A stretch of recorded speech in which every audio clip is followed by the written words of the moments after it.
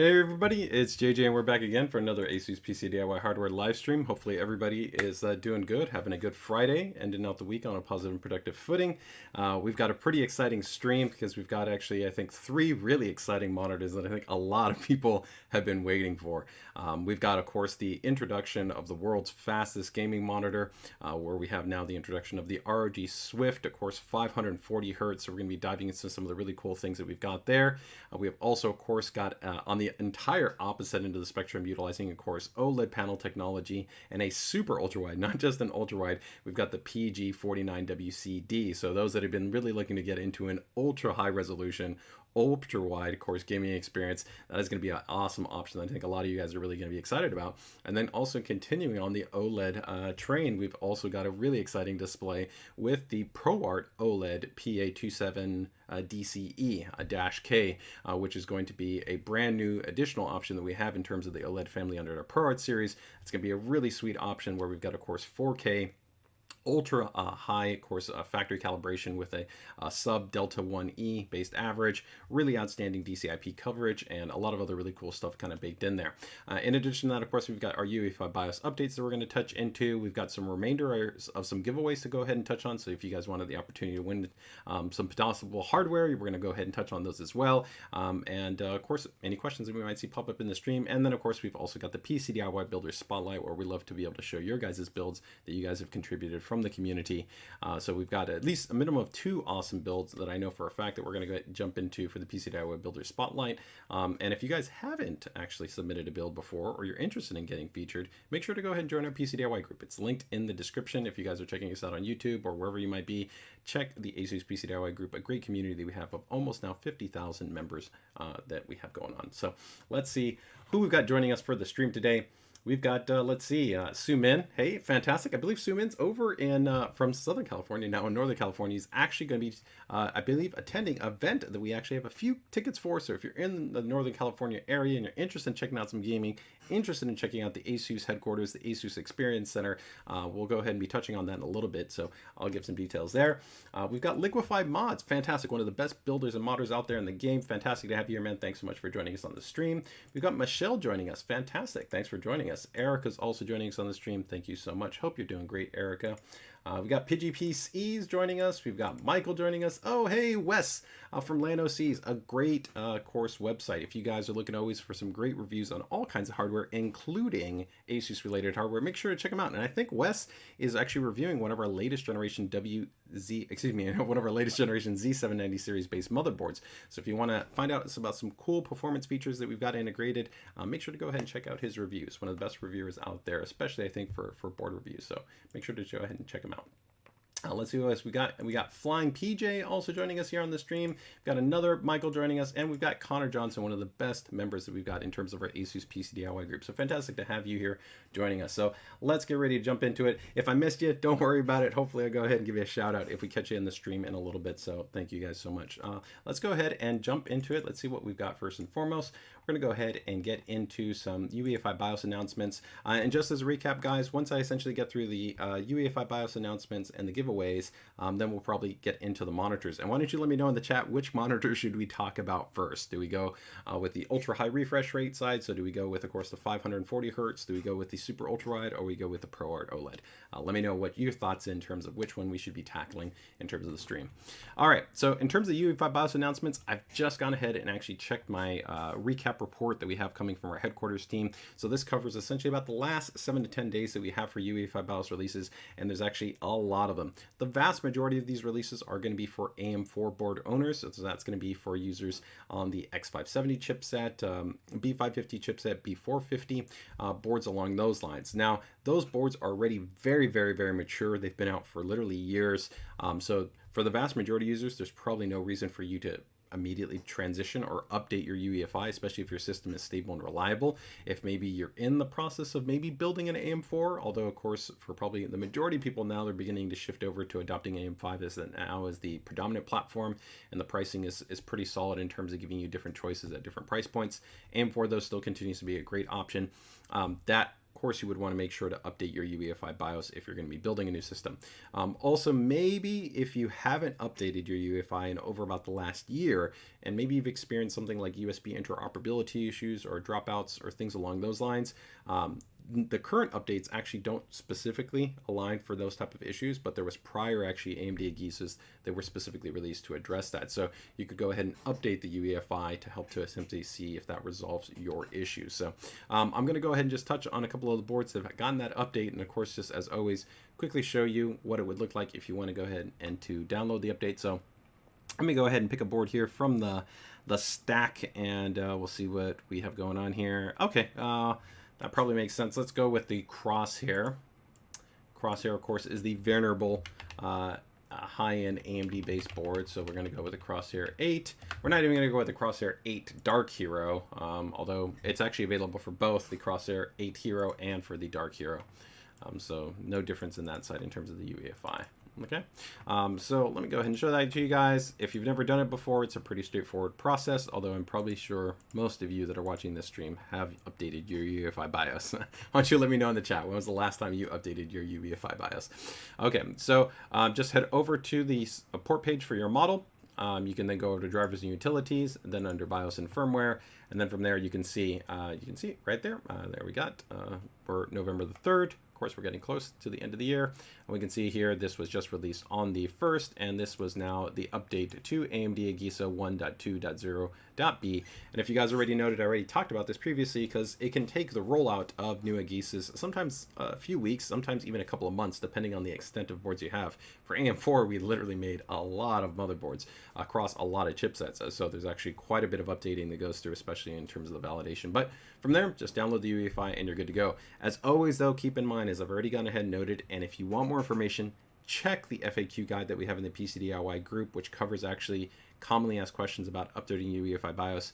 When you update your AMD AGISA, because it can change things like auto rules, it can change the overall experience you have relative to overclocking and other items like that. So I always strongly advocate that if you do have performance tuning parameters that are defined, don't assume that performance tuning parameters can roll over from one AGISA to another. For one, profiles cannot exist between one build to another build, so regardless, you can't actually carry over those values.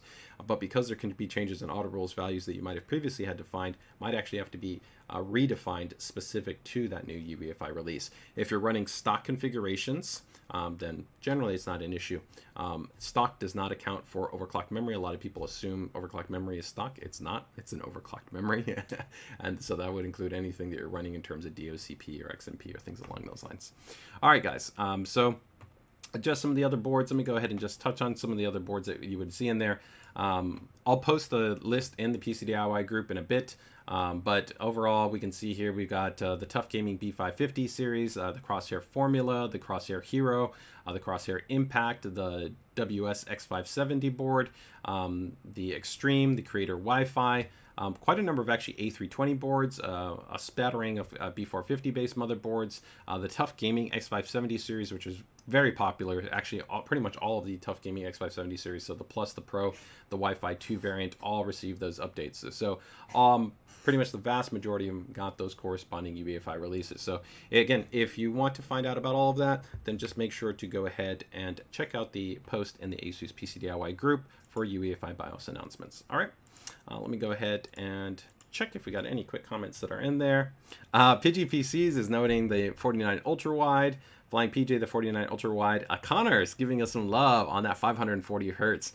For me, actually, that's the one personally I'm most excited about. I've had the actual opportunity to test it out from our early developmental sample, and it's been quite a treat just to be able to see what's going on there. Hey, Kevin, thanks for joining us here. Michael's asking some questions on...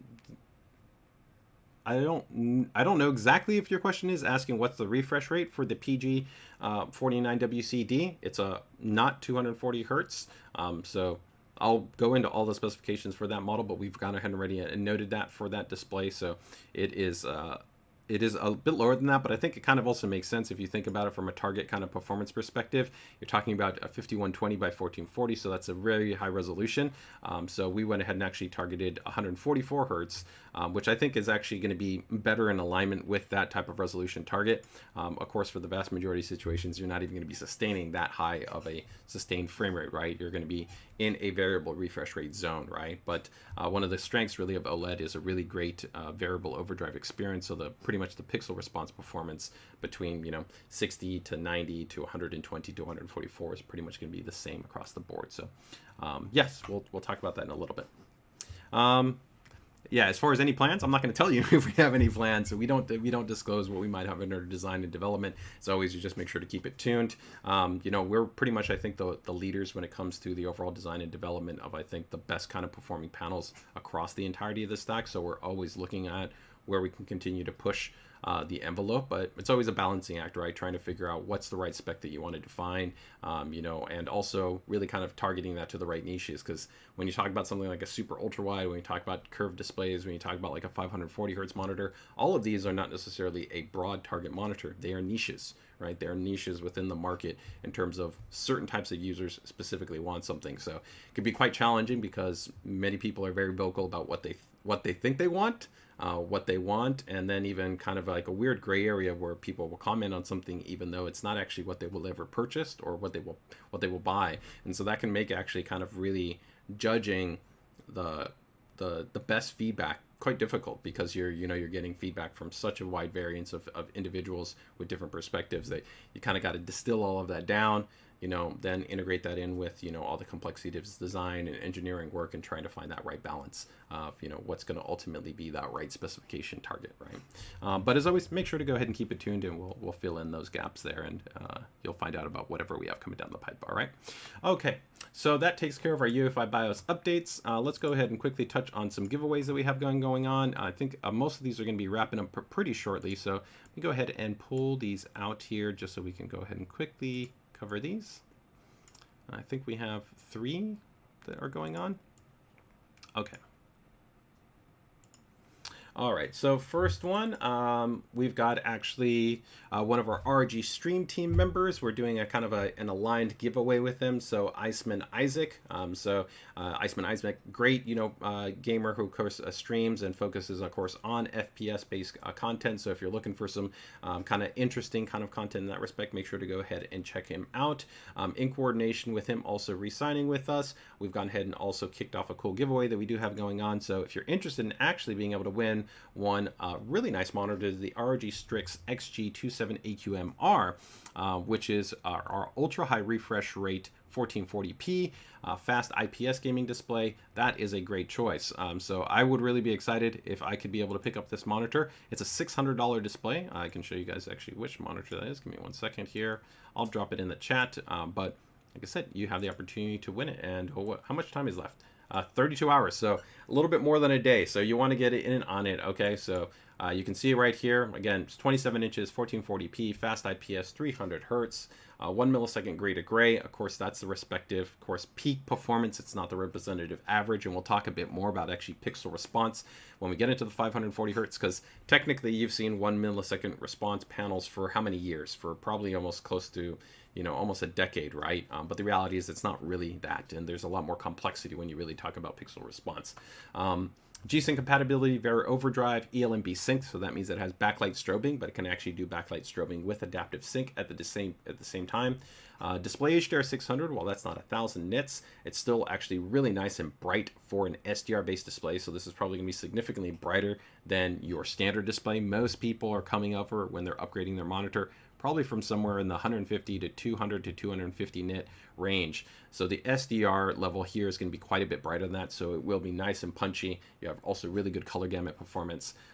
This also to support our ROG desk mount kit, which is a really nice C-clamp mounting design. I believe Connor, who's in the stream right now, who's checking this out, he's actually got this desk mount kit. It's a great way to be able to just kind of add this C-clamp to your desk. You can mount it, you get all that desk space, although this does have the wider design that we've gone ahead and integrated in to give you a lot of flexibility to not eat so much space within your display.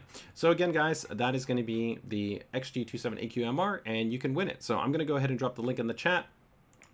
Again, check it out. We have that going on. So let me go ahead and drop that link in the chat. That's going to be our first giveaway that we've got going on. Hey Justin, thanks for joining the stream, and thanks for letting me know. Now with another upcoming chair, hopefully I'll be able to get one, right? Whether it's going to be the SL400 or it's the SL201, one of them, right? Some feedback there from Connor Johnson. He goes, yeah, the desk mount kit is amazing, helps free up some desk space, and it looks really great in the process. Yeah, I really like it because you don't have to worry about any kind of like arms or anything like that. You can literally just remove the base of the monitor. You put the desk mount clamp on there, clamps onto your desk, and you're good to go. And it looks really nice and clean, as Connor was noting. So very, very cool accessory that we have there. All right, that's going to be our first giveaway. Next giveaway, let's go ahead and jump into it. It's one that I talked about previously, it is a multi-month giveaway that we've been doing, which is Find Your Zen with ASUS. So since September, we've actually been doing these monthly based giveaways for some awesome hardware. You can see right here, including our ZenBeam L2. So that's our latest high quality 1080p portable projector. Our latest generation Zen Screen portable displays, and then of course our high-performing Zen Wi-Fi Mesh Series solution product. So you guys can see here, you still got 39 days left, right? You can see the pricing, right? Essentially 3 sets for each one of those, right? So the Zen Wi-Fi XD Mesh System, the MB16 QHD portable monitor, and then the ZenBeam L2 smart portable projector. So again, if you guys want to get in on it, get in on it.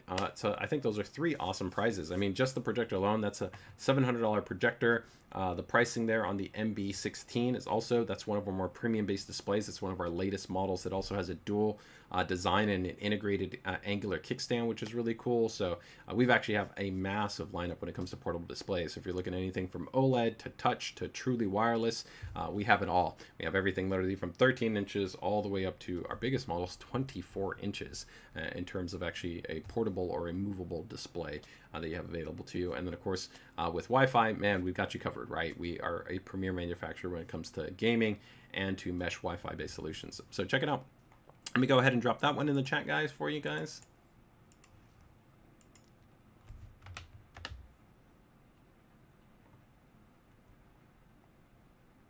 Janny notes is the desk mount helps to do different setups too. Yeah, definitely. I mean, just more space you have just gives you kind of more flexibility, I think, to kind of each his own. I think the nice thing about that is that it's still really stable. I know for me, one of the big things that we spend a lot of effort on in the base of our designs is to ensure stability, right? Because you don't want to have the monitor feel kind of like it's flimsy or it's going to be able to move. So I think that regardless of whether you go with the integrated base or whether you go with a desk mount kit, you want to make sure that the display feels stable and firm in terms of its placement, right? And so both of those are going to allow you to have a very good experience in that respective, okay?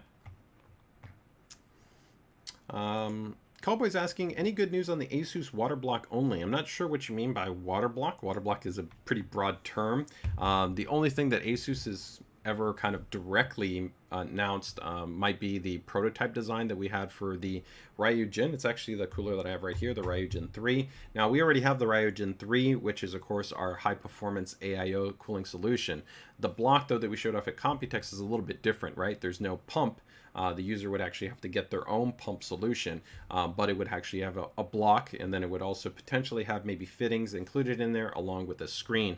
So that is something that we still have kind of tenttively under the design and development stage. I think it's probably looking closer and closer that we will probably release it to the market, but we haven't finalized essentially any of those aspects. So right now there's no more additional details to disclose. All I can tell you is that as always, we cover the latest and greatest not only here on the stream weekly, but also in the PCDIY group. And so anytime there's any kind of upcoming teaser announcements or the moment that something has actually become available, we always talk about it first in the stream and then also in the PCDIY group. So if you're interested, just make sure to be joining us there and you'll find out about it as soon as it's coming out, okay?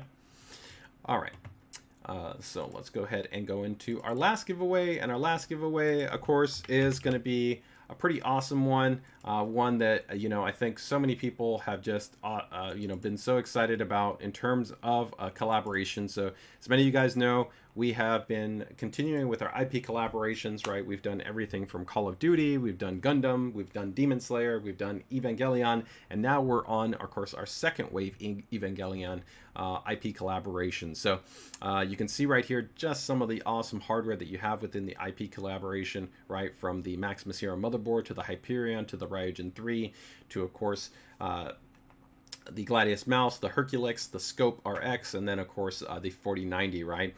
Just some actual awesome pieces of hardware that we have within this. And so of course, just like we did with the last Evangelion, we do actually have an awesome giveaway. So you do have the opportunity to win some amazing hardware, and it is a global vase giveaway. So let's go ahead and check out it right here. You can see, let me go ahead and bring this up. There we go. You can see right there over $9,000 in terms of pricing, right? So you can see we've got 3 mystery gifts. We've got graphics card holder set is 3 winners, peripheral set is 3 winners, graphics card holder there 7 winners, right? So you've got quite a bit of different opportunities right there. So if you want to get in on it, get in on it. All you got to do is join in on the link. You got 41 hours left, so a little bit less than 2 days. Okay, so let me go ahead and do that. And also, if you guys want to check it out, we did an amazing build over with Stuart Tonks. It's on the actual ASUS North America YouTube channel. You can check it out from start to finish. Also, our friends over at Robitech actually just did yesterday a full live stream where they did pretty much also the EVA Oto build. And so you can check out now 2 different places to be able to kind of see the whole build come together. But I've seen so many different ways that people have taken the Evangelion hardware, just like we've seen with the Gundam or Demon Slayer, where of course you don't have to match everything up. Sometimes some people want to go, I know there was actually a builder in the group that was talking about taking the latest height chassis, taking the red chassis, and then maybe pairing that up with the motherboard, and that could be a really cool looking color combination. Also, I'm a big fan of color blocking, so like I would actually totally not mind taking something like a white chassis like our white GT502 or the white Hyperion, and then putting the red inside, and then having that be a really big pop, right? Because you're gonna have that red going up against that white would also be really nice. And when you add a little bit of the lighting would also be reflective on there. But also just inherently, I think that red Hyperion absolutely looks gorgeous. It looks like it was designed for anime all the way. So overall, some really cool stuff there. So again, guys, got a cool giveaway there. So if you're interested, make sure to check it out. Let me go ahead and drop that in the chat for you guys.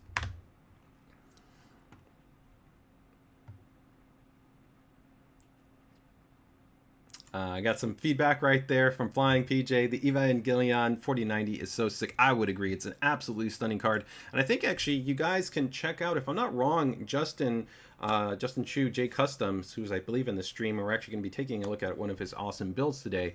I think he got the card and he did a little bit of an overview. We have, of course, images and everything like that from a lot of different people inside, again, the PCDIY group, but you guys can check out his YouTube channel, and I think he did a little fly over it. The card is exactly the same card as the Strix 4090. It's just, of course, got the different ID design, but it absolutely looks stunning. I think the fit and the finish that we put on the card looks really outstanding. So again, it's a fantastic card. You know, definitely it's going to be a limited edition, expensive, just like something like the Matrix series. So it's not, I think, for everybody. It's really going to be for the people that really absolutely love, of course, not only that colorway option and of course the anime, right? If you're just looking for a great 4090, my always recommendation would be, you know, check out something like our Tough Gaming series. They're cool, they're quiet, they're fast, and they're built to a very high degree, and they have full water block support if you want water cooling. So a great choice right there. Let me go ahead and just see right there. Roberto, man, thanks for the love, man. Love this company's products. I own a lot of them, man. That's really great, man. Thank you. I've been with the company for over 15 years. We wouldn't be where we are without amazing users like yourself, right? Yeah, Janny goes, Robitech got parts. Yes, they did. I know they got a little swarming there from the Twitch crew. Okay. JC says, can't wait to get my EVA Hyperion started.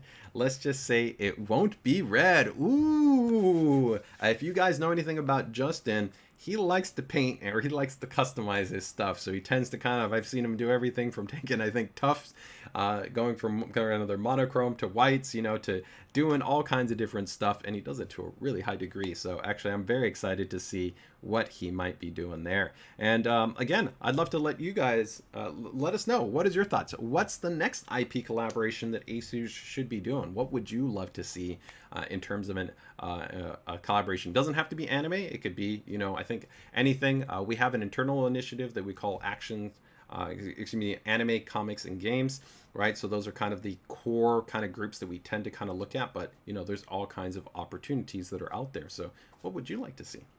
All right. Eric says, which ASUS headset has the best mic? That's an interesting one, because I think it might depend a little bit on you and how you actually move. So I would give you two recommendations. Can I reach it? Let me see if I can. Let me see if I can reach it. So this one right here, I still think it's overall our overall kind of the best well-rounded headset that we have. So this is the ROG Delta. I really do like this headset. It's got a really nice design. It's pretty lightweight and it's comfortable, although the Delta S will even be actually lighter if you really want something that's lighter. I like the nice yoke design on it. It has a fully detachable mic and it's USB-C based, so that means you can plug it into your Nintendo Switch, your laptop, your desktop, whatever you want. It has an ESSC for DAC and amp, nice punchy clear bass, good mid-range, good upper detailing without being too sharp.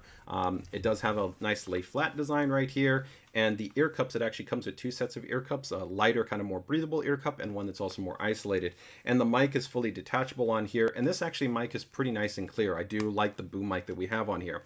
Now the Delta S model, which would be the lighter version, and it's technically it's the higher end version, but I actually prefer the sound tuning a little bit more on the Delta than the Delta S. The Delta S is tuned a little bit more for kind of positional accuracy. It still sounds good for, I think, music, movies, and games, but I think this one to me is the better balanced headset for all content. If you're just kind of predominantly gaming, then I think the Delta S will do really good. And the mic is even, I think, a little bit better there, and it also features our ASUS AI noise canceling functionality. So if you tend to kind of have a lot of ambient kind of noise, or maybe you want to reduce stuff, you know, like maybe more mechanical keycaps, maybe you got like a large fan, or you know, maybe you got pets. I got 3 dogs. You know, that could be a situation. But I do want to kind of present one other headphone right here, is that we do have 2 models that actually have integrated beamforming microphones. And so the reason why you might want to do something with a beamforming mic, this would be the Delta S Wireless. We also have an ROG Strix Fusion that also has this same design. Now, here, they're not going to have actually any boom. If you notice right here, you're going to see these integrated mics. They're very similar to kind of like the microphones that are integrated in an IEM headphone. So these are positionally actually angled, and then they have what's called a beamforming pickup pattern. So the advantage of that is that if you've ever used a mic, let me see if I have it over here. I think I might have it over here.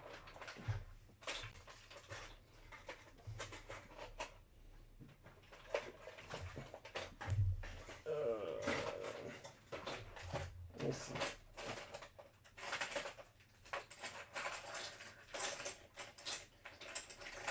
I do have it. Sorry about that. So here, actually, I think this might even be the mic for the Delta. Yes, I think this is the mic for the Delta. So let me put that mic in there so you can see. So let me put this on. So if you put on your mic, traditionally what you're going to have to deal with, right, is generally you do have to sometimes account for proximity, right? So generally you do want to make sure to kind of align this optimally, right? And to some degree, sometimes this can kind of get bent out of your way. Maybe then you have to kind of readjust it. And if it's off axis, maybe it comes out tinny, or maybe it's not as clear. When it's angled where it's supposed to be, it can come really nice, really smooth, and pretty clear, right? And also generally you get better kind of lower tones, lower frequency range, right? So if you have a little bit of heavier voice, it might sound a little bit better. But either which way, the difference is that with the beamforming, it won't matter. It'll pretty much look like this. So it doesn't matter if you kind of tend to move your mouth a lot, you move your head a lot, or if you have a lot of kind of, you know, sudden kind of jarring movements or whatever it might be, it's always going to be in relation to where your mouth is. So you get a more consistent experience. I would probably say that from the boom mic, you might get a little bit better low frequency reproduction, but I think the consistency of the integrated beamforming design actually could be more favorable. So I don't mind either one of them. I think both of them work well. I think tonality and clarity wise, if you want the best tone, then the boom mic will probably be a little bit better. But again, you have to be a little bit more sensitive about making sure to kind of make sure to position it correctly and not having it kind of deviate too much.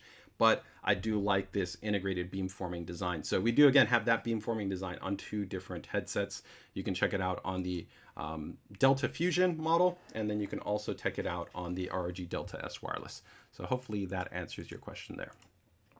All right.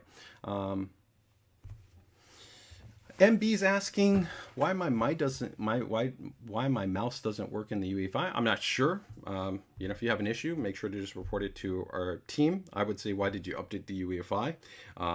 But even beyond that, it's pretty rare that I would see like a peripheral functionality change between one to another a build. So again, I would report that over to our service team in terms of that. So that's all I can tell you, because it's pretty rare that we have actually any changes to the underlying code base that would affect the interoperability for peripherals. But it can happen. Sometimes we do patch it. Different mice and different keyboards, you'd be surprised, sometimes have kind of different ways that they'll play around with things like power states and polling and different parameters that sometimes can cause irregularities in terms of how they get detected within the UEFI environment. You have to remember that most times kind of peripherals are designed to be inside of an operating system, and that is not an OS, it's a firmware environment. So sometimes just the way that the HID, the human interface device mapping works, it can sometimes get changed up. So yeah, just feedback that over to our team.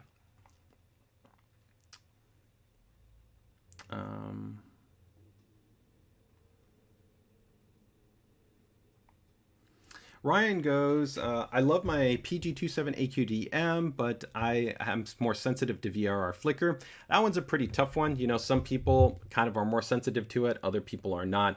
There are certain things that sometimes you can do. Sometimes you can attempt to kind of adjust the refresh range that you're operating within, and you can see if that can kind of help it.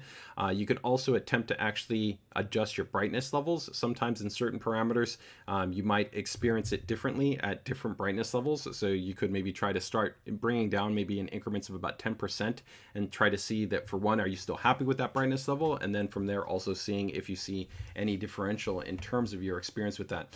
Also, in terms of variable refresh rate, it tends to be sometimes contingent to certain driver builds. So you might have to try different driver releases and see whether you experience it under one driver build as versus another.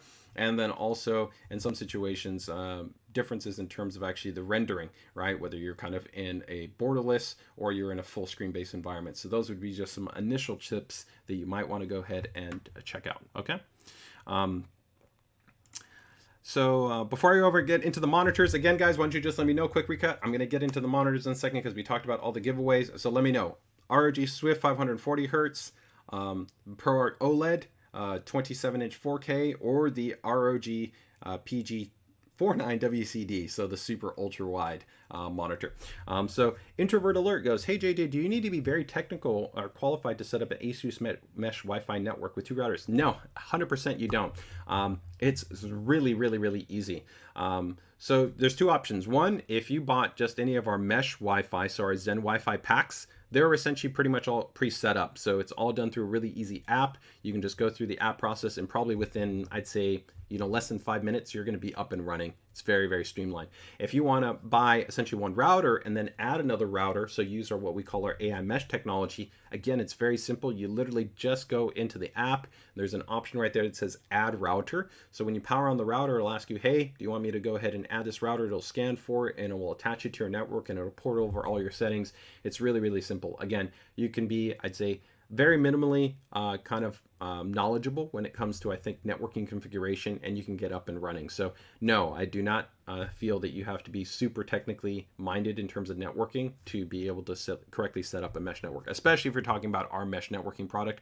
We've spent a lot of years, and I think that's even been fed back from, the community. Right now, I think 10 years running, we've been awarded Reader Selection Choice for our mesh networking product and routers. So I think that's showing that our user experience is quite easy in terms of that. So hopefully that answers your question right there. All right, so I'm going to go to one last question before I go over here, and we're going to let some other people just chime in there for the monitor. So let's see right here. So Factor 619 is going, I have 2 sticks of RAM and it only worked on slots 3 and 4 instead of 2 and 4. So is the motherboard faulty? In most situations, I would say no. It's actually pretty rare, and I mean very rare. Technically, when we do RMA analysis, it's exceedingly rare that we actually get a motherboard that has faulty DIMM slots or even traces on the motherboard, unless the user has actually damaged the boards. Sometimes users damage boards and they don't even realize it, like they drop something and they nick a certain, maybe a certain trace or a certain contact on the motherboard. So As an example, like here on a motherboard, they might drop something and they might not realize that they'll scratch or they'll nick something, or maybe there's some dust, debris, or dandle that could sometimes be in slots. So sometimes it could be that. We've seen that where there's cases we clean out the slot and then the memory gets detected. But actually the most common reason why you generally get dropped memory channels is usually damage actually to your CPU socket. So usually the user, so you might have installed your CPU and you might have damaged maybe some pins. So the pad, the underside of the CPU, if I grab a CPU,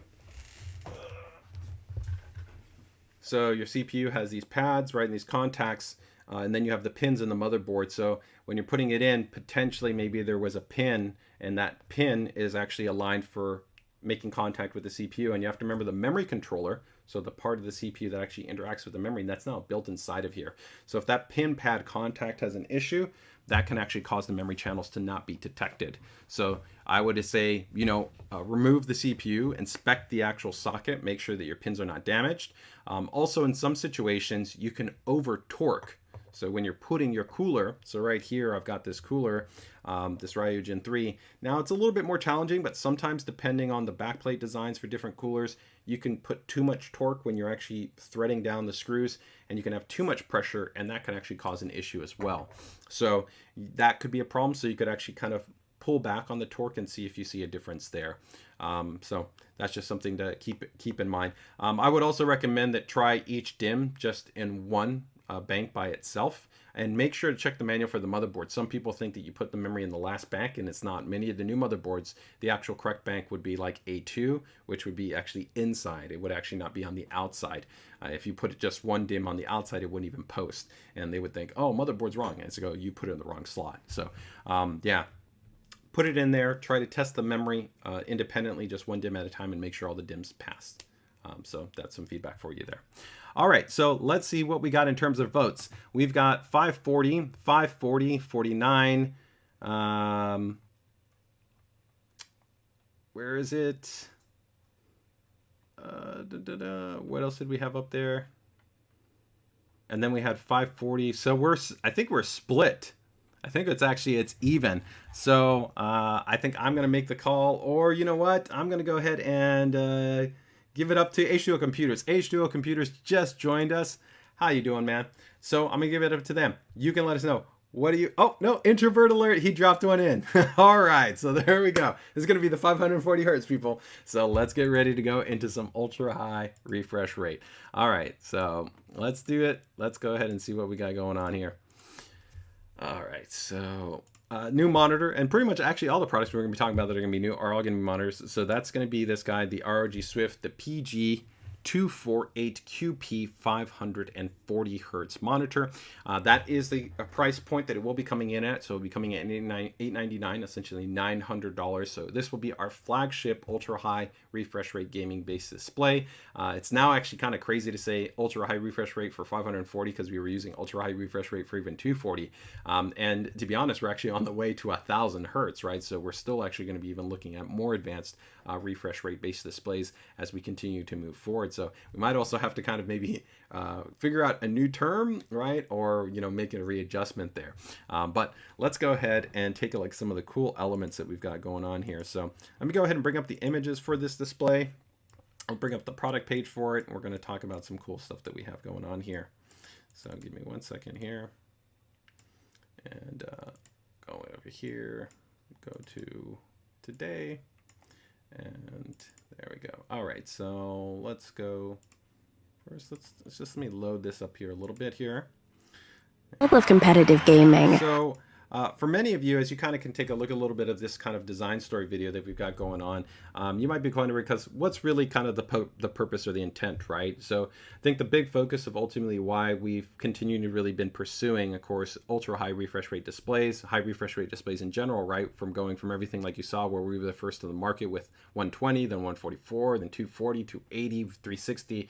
Now, of course, with the 540, is really with the goal and the intent to be able to provide superior motion clarity, right? And also continue to improve pixel response performance. Now, one thing that you might not be aware of is that when you're actually talking about pixel response performance, a lot of times people are kind of seeing like the 1 millisecond gray to gray, but you may not actually be kind of cognizant that actually the pixel response actually is variable across the entirety of the panel. And there's a lot of things that actually influence this. So take, for instance, like when we first introduced the 360 hertz, we went to what's called a dual voltage design, which means that we actually had two voltage driving systems to be able to increase the frequency on one side of the panel and the other side of the panel's ability to actually transition their pixels, and it was actually allowing it for it to be also much more consistent. Here you're actually going to see things like the electrodes and other actually materials within that we've actually gone ahead and improved upon. We actually had to increase the performance of, let's say, the viscosity. We actually had to shift from aluminum to copper. All of this in the pursuit of actually being able to have even faster transition time. And critically, TN, even compared to the fast IPS displays, which have now kind of become the majority of what you see with an LCD, it's really impressive. It's the fastest display that we've ever produced. It's the first time that we're also genuinely seeing an LCD being able to hit actually sub 1 millisecond response time. In fact, especially actually for kind of the blacks, right? Because when we talk about 1 millisecond gray to gray, this is actually seeing sub 0.5 millisecond response time. This is the reason why competitively a lot of players have actually still favored TN even compared to IPS or fast IPS, because even though they technically had fast response times, when you went actually into darker colors and points of contrast, it didn't maintain as much sharpness or defined clarity or contrast as it did on TN. So here kind of the goal was to be able to take everything that you kind of were experiencing with really good TN right now, but be able to leverage the performance benefits that, take everything that kind of people really appreciate from IPS, but then be able to bridge over the benefits of TN and kind of try to find the sweet spot. So here you're gonna have a really bright panel, right? Even in SDR gaming, this is easily over 400 nits. It has 125% sRGB coverage. So traditionally when people used to think of TN, they would think of really poor color performance. It's actually got really good color performance. It's factory calibrated.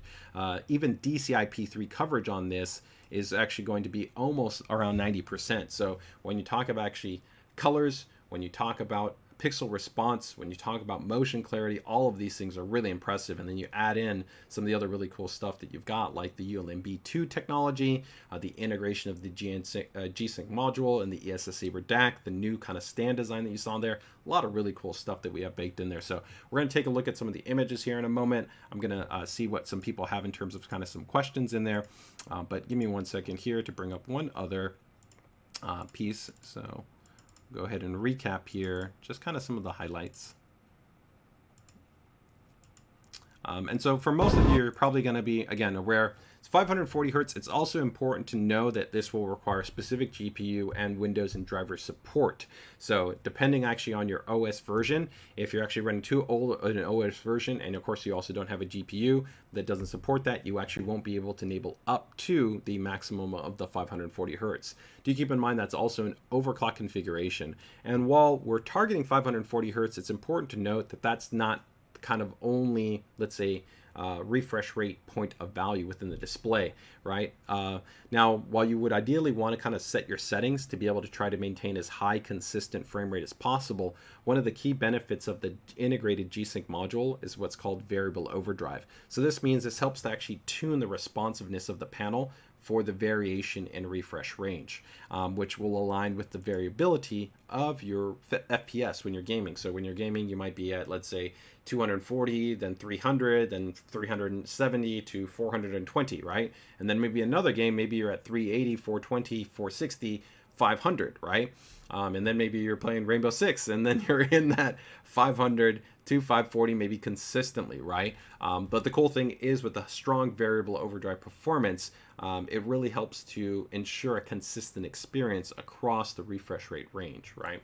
So that is also something that it's important to note, because I think some people can get stuck on going, well, if you can't necessarily target in 540, there's no value, and that's not true. You still get a really great experience even when you're not running at that peak. But of course, part of the value add is definitely getting to that. But even without that, the speed of the panel can be decoupled from the refresh rate, which is important. If you think about just the pure pixel response, the pixel response is outstanding. This is actually one of the reasons why people really love OLED, is that even if the refresh rate was lower than LCDs, although you're now finally starting to see OLEDs that can offer, 240 hertz, let's say, refresh rates or things like that, the pixel response was so low compared to an LCD, right? You know, 0.3 milliseconds, right? That is actually one of the inherent advantages of this display. It's so much faster in terms of its pixel response than any other LCD as well. So that is really where kind of a strength comes into play. Let's go ahead and take a look at some of the images. Actually, I have the developmental sample here. If you guys want to see it, I can pull it out. But the reality is, you know, I think it's probably easier for you to see it on the images sides here. So let me go ahead and show you guys here.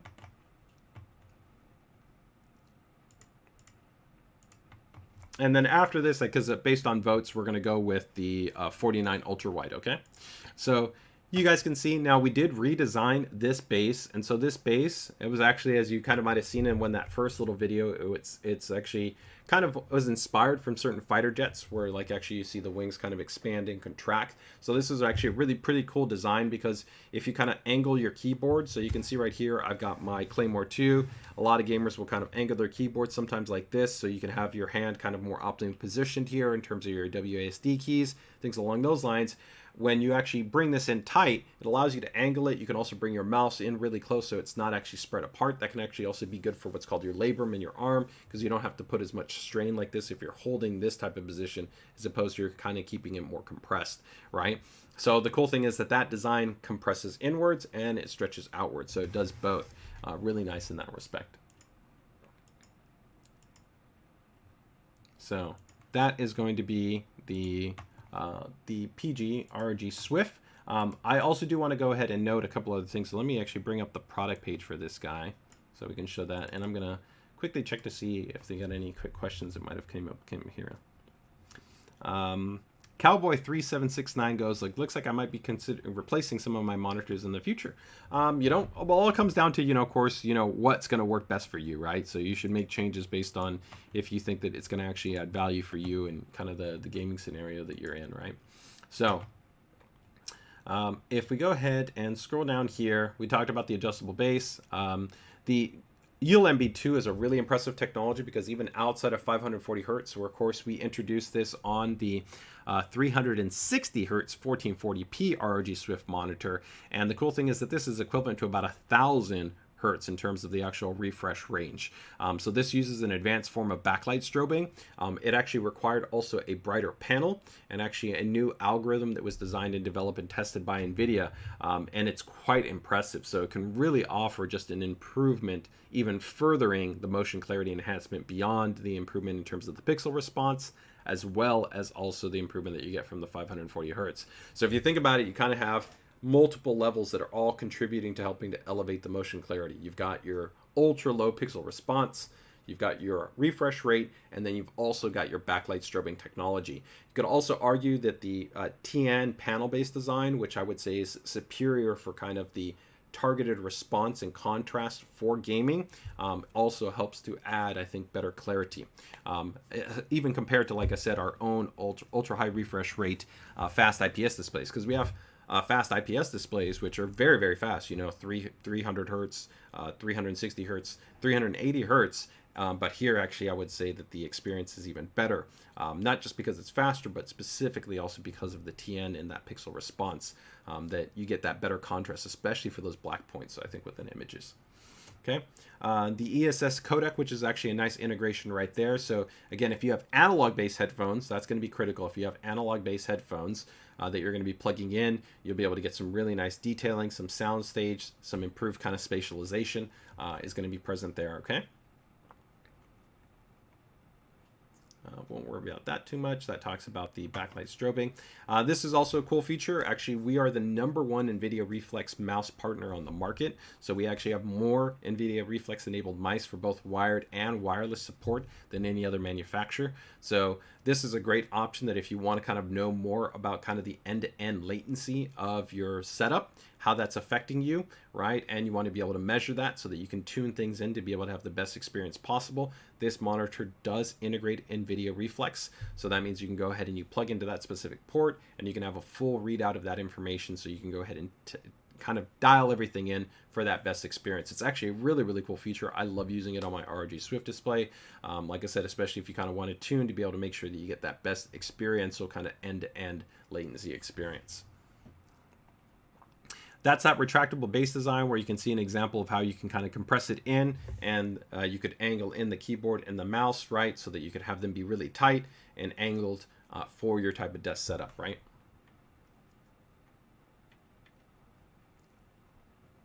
Now, lastly, this one, let me see if the images have it here, is from connectivity. You'll see you got 2 HDMI, a display port. You also have an integrated USB hub. You could use that for, you know, microphone, wireless adapters, different types of accessories. At the top right here, you don't see it, but the top does actually have a tripod mount.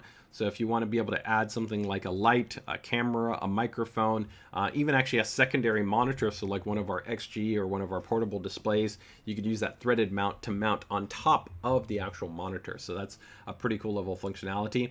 And this offers a great deal of ergonomic adjustment. So you have height, you have swivel, and you have, height, swivel, and tilt all available to you. Okay? So that is going to be all of the kind of the core elements that you have there. One last one, let me see if it's noted here. I want to go ahead and double check on it. I believe it should be on this one. Yes. So I just also want to know, like I said, that the brightness value, like I said, it's actually in our testing actually goes over 400 nits. So this is actually quite a bright panel. And again, that 125% sRGB color space, and also like all ROG Swift displays, it's factory calibrated. So you don't have to worry about color performance out of the box. It's already got very, very, very good color performance. Okay. All right. Let me go ahead and see if anything comes up there.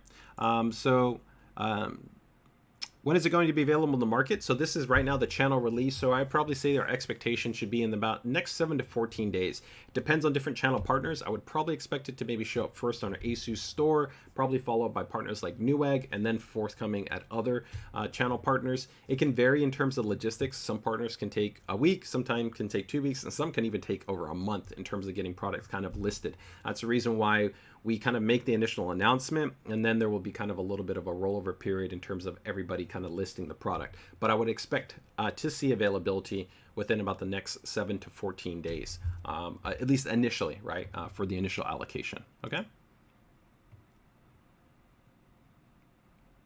Okay. Let me go ahead and check right there. Some feedback right there. Harold is noting it looks really nice. I would agree. I think it's pretty sweet.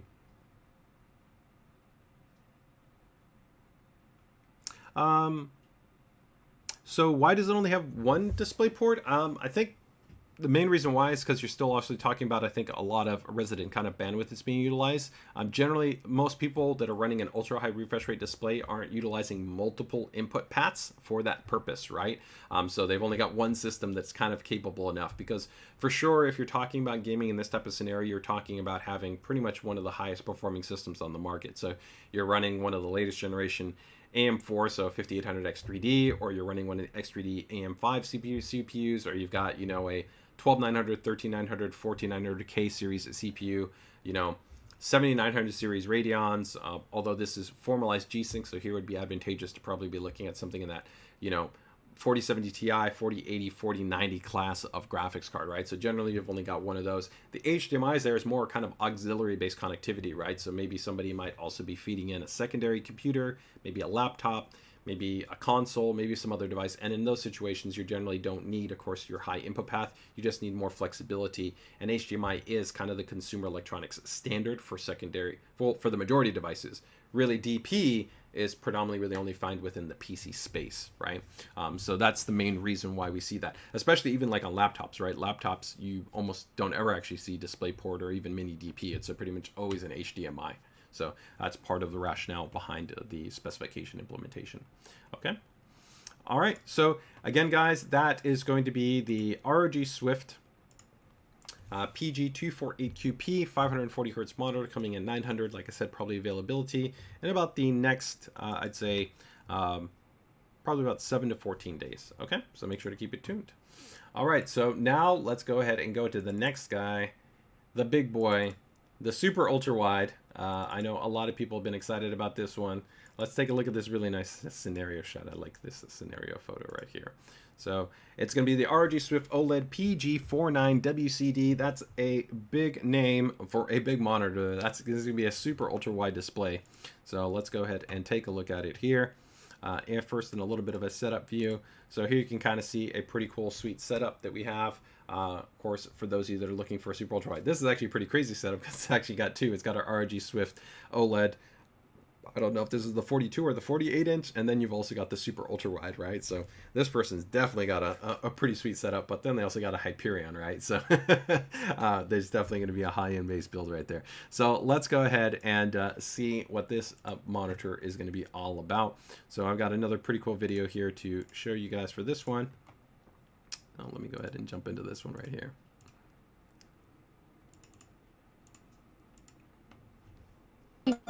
All right, so this is going to be, again, the PG49WCD.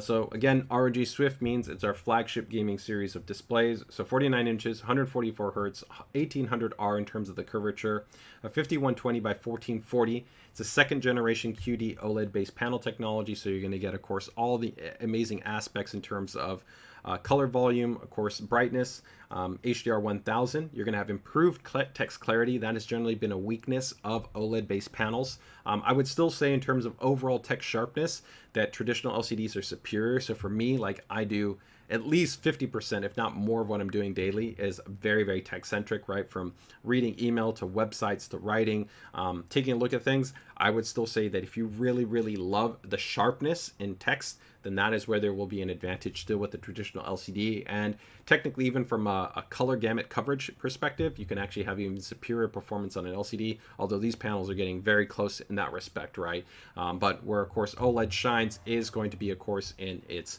infinite contrast, right, and in that pixel response. But some of the really cool things that you've got right here is going to be, again, that second generation, improving, of course, the performance even further. And of course, all the really cool things that we've done in terms of the hardware design to be able to ensure really, really good thermal performance.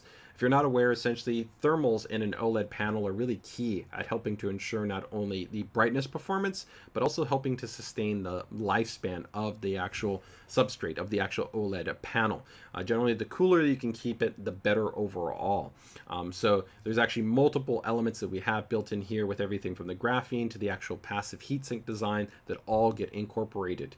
You can also see some really cool stuff here that we haven't actually released yet, but this will be a new upcoming ROG VESA mount kit that we're going to have here that also will be similar kind of to the ROG desk mount kit for people that even want a cleaner setup if you don't want to go with the integrated base that you have there. But some really, really cool functions and features here that we haven't even got into yet, which include things like the smart KVM, the 90 watt USB PD support that's also going to be on there, the advanced picture-in-picture mode support, some really cool options for actually protection mechanisms that could normally be a little bit more complex to access, like an on-screen displays.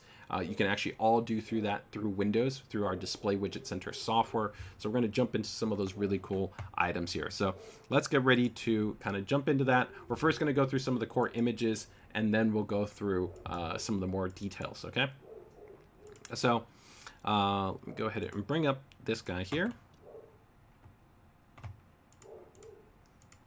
All right, so first up, you can see very, very nice clean design. It pretty much follows the design language for all of our ROG Swift-based displays. A very large and stable base, but of course it's flared out to give you a lot of space so it's not eating at the desk, right? So that you can definitely go ahead and move up your keyboard, your mouse, other items that you might have there.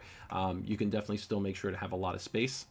You have, of course, that integrated cable pass-through design. This one does also have the tripod mount that's up on here so that you can, again, go ahead and attach a camera, a microphone, a light, different accessories can go into that threaded mount.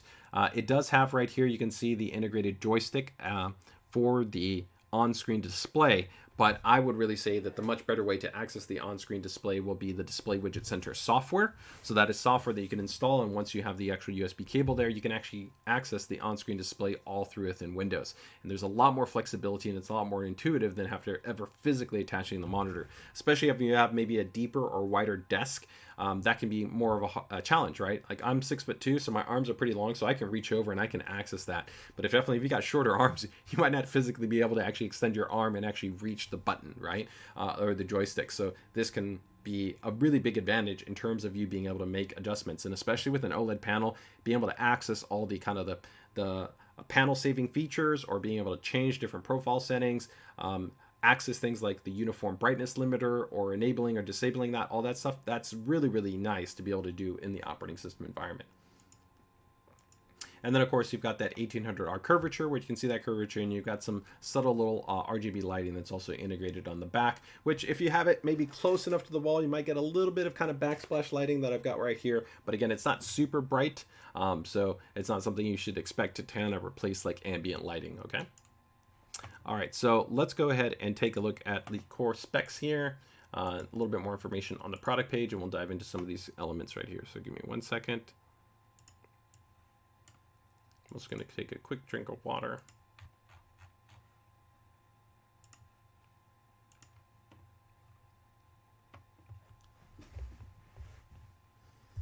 All right, so let's go through a few things here. Oh, sorry. Wrong one right here. Is that a 540 hertz? No, the 540 hertz we just talked about. So that's the ROG Swift PG248QP. That's the 1080p. So 540 hertz, don't be thinking about that on OLED for any time, not soon. So you still got a long ways to go in that respect. So if you want the 540 hertz, that's going to be 1080p with the new ultra high performance TN based panel that we have on there. But like I said, still very bright, outstanding pixel response performance, you know, and very, very actually good color performance as well. Also still factory calibrated. Michael goes, why still such a large lower bezel? I don't actually think it's that large, but the reality is it's not like a TV, right? The reality is that, you know, monitors are a bit different than televisions for one. Also, critically, we need to be able to stabilize the entirety of the frame of the design, and there's a lot that actually goes into the back of the display when you talk about everything from the graphene material to the actual heatsink assembly. There's a lot of other things that we have to incorporate in there, and so it's actually just part of the relative housing in terms of how it can actually be coupled over to the panel itself. That's part of the actual framework, and then you also still need then surface area that actually can extend back to be able to actually make a connection for things like the on-screen display, right? So there's going to be some give somewhere, right? But you have to think about, like, you can't compare it to a television because television can be very different in that regard, right? Where if you don't want an on-screen if you don't want a physical control, well, then you could make things smaller. But people expect to have a physical control on a monitor, right? You then also have things like the USB hub and other elements that are going to be part of that, right? But let's go into some of the key things, as I already touched on, right? 49 inch 1800R, 144 hertz, second generation QD OLED. 1000 nits, so this is going to be outstanding, definitely for HDR performance. Also still very, very good, of course, SDR based performance.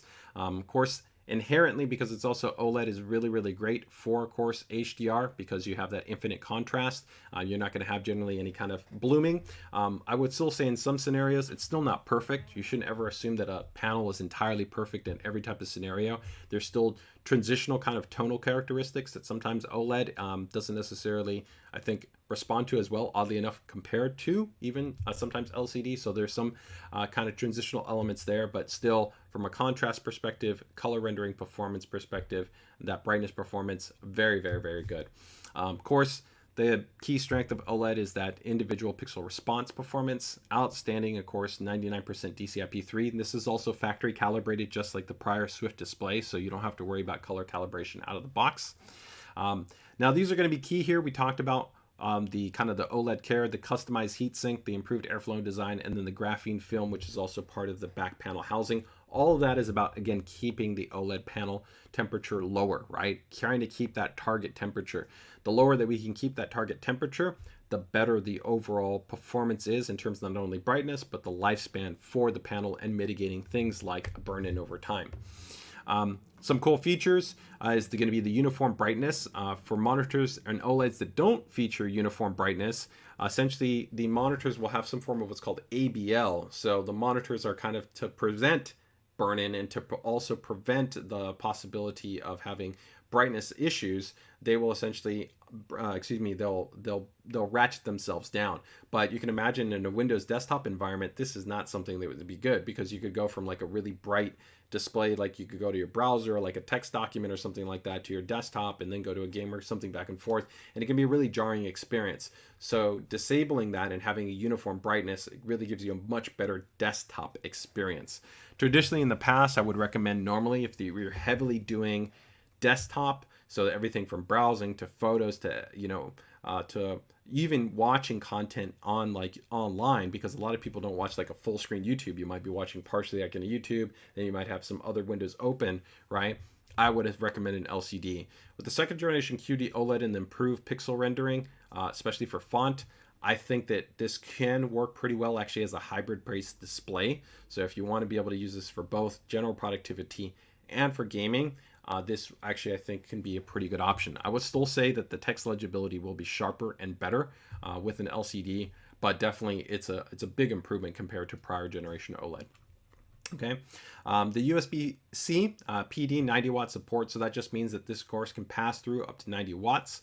So for most desktop users, this is not going to be a factor, but if you did use this potentially with a laptop, it's nice because that single cable will carry the display signal and also carry power, right? So you can have a single cable connection. The smart KVM is actually a little bit of kind of a video to show, but it's a really cool feature that we've integrated, which actually allows you to have two different systems connected on the same panel, and you can actually even share files if you're using the USB cable at high speed USB 3.2 speeds, right? And then the display widget center, which we're going to touch on here in a little bit, right? So here you can see that, of course, the monitor does support that big flexibility in terms of being a super ultra wide to be able to do a lot of windows side by side. It does also have advanced multi-frame support, so you can go ahead and reposition windows within actually display widget to be able to do a lot of groups or a lot of different frames. You can do picture in picture or picture by picture, so you have lots of different flexibility in that. Also, if you want to run a secondary input, so like from a laptop, a second desktop, something like that, you have the flexibility that you can do that as well.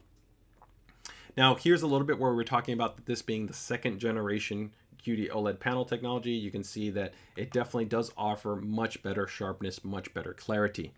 So this is going to be getting pretty close to an LCD. I still think, like I said, LCDs are going to be a bit sharper. You also have to account for what's called PPI, right? So generally, like the sharpest displays on the market right now is probably actually like a 4K 27-inch, because the PPI density is so high, it's really, really sharp and it looks really, really good. If you're somebody that really loves sharp, smooth, clean text, that is something to be mindful of. But I think a lot of people on this side are probably first targeting gaming, or they're maybe doing kind of like advanced productivity and they really want that, and maybe they're not going to be so hyper focused on text sharpness, right? Contrast, we won't touch on that because I think that's inherent, as most people understand, as a benefit to OLED. Definitely here, of course, the true 10-bit panel, the 99% DCI-P3 color gamut, that's going to be a given. And of course, the great pixel response time with OLEDs, that's also a given. A little bit more information here. One of the cool things, again, on the design for the OLED thermal design, right, the thermal solution that we have in there, is it is a passive-based solution, so you don't have any fans. I know on our prior PG35 ultra wide, that was one of my favorite monitors that we made. Really still even great monitor to this day, but it did have an integrated fan design, right? So this is nice because it's a passive-based solution.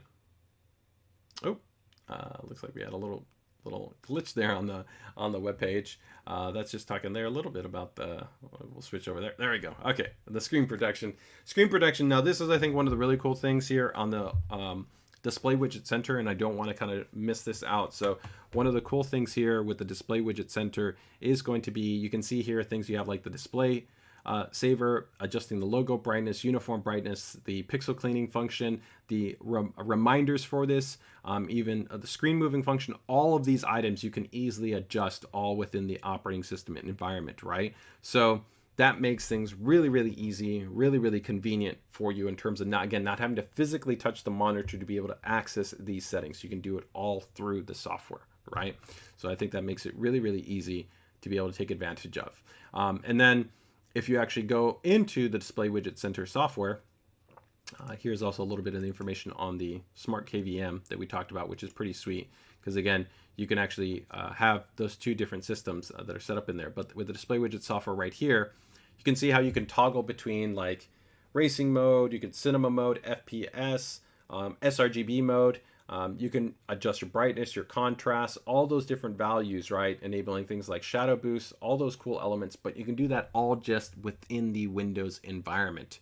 And this multi-screen mode is pretty cool because you can actually create like groupings with different applications for different kind of panel setups. So a lot of really cool options, again, all just baked into the software. Just load up the application, you're good to go. Really, really easy to work with, right? So overall, that gives you some of the pretty cool elements that you have here in terms of the PG49WCD. And I think that will take care of most of it. In terms of the connectivity, you can see DisplayPort 1.4, HDMI 2.1, and then the USB-C PD support. Okay. Let me go ahead and quickly see if we've got any questions that came up here for this monitor.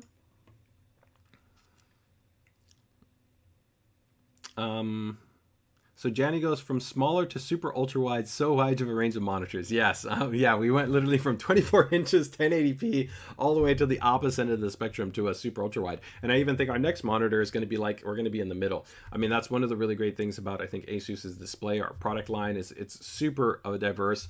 And really across all kinds of price points, right? We literally have monitors all the way down to like $100, all the way to our absolute flagship series displays, which are of course in multiple thousands of dollars for our highest end based monitors, right? So really I tell people we have whatever the best monitor is. Best is relative because it depends on your budget, your wants, your needs, your use case, so many different factors, but we probably have the best monitor for you based on, you know, those needs, your budget, and what it might be. So a lot of really great options right there. Introvert goes, is there any plans to release a Claymore? I can't tell you if we were working on one. The Claymore 2 right now, there's still really nothing like that on the market. I know that there's a competitor in the market that released a similar design after we released our Claymore-based Keymore design, but it's still very rare, right? There's still very few keyboards on the market that give you a really amazing experience in terms of the keycap stability of RX-based optical switches. You know, of course, the integrated 2.4 gigahertz low latency within the USB pass-through, right? Or then the wired USB-C, really long battery life, and then that ability to have the optional bond to go on the left and the right-hand side. So to me, there's no point to kind of necessarily replace something or change it up if there's not really a good design reason to do so. Now, do we have some additional things that we're under design and development? Yes, for sure. We've got some cool stuff that we're all working on, but right now, nothing to immediately talk about.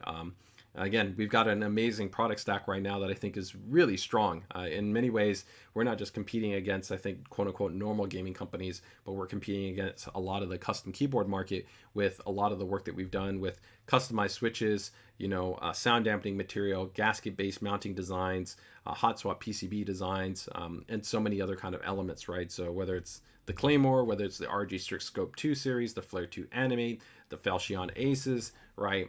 Really, really robust lineup. So as always, I tell, just make sure to keep it tuned. Let me see. Any quick questions? Michael goes, you want Thunderbolt 580 gigabits. I'm not sure what your actual question is. You're just saying you want Thunderbolt 5. So Thunderbolt 5 is not in anything because it's just announced. So when people make comments on like that, it's also interesting because I think a lot of people don't understand how long it takes a spec to get integrated into different product for different reasons.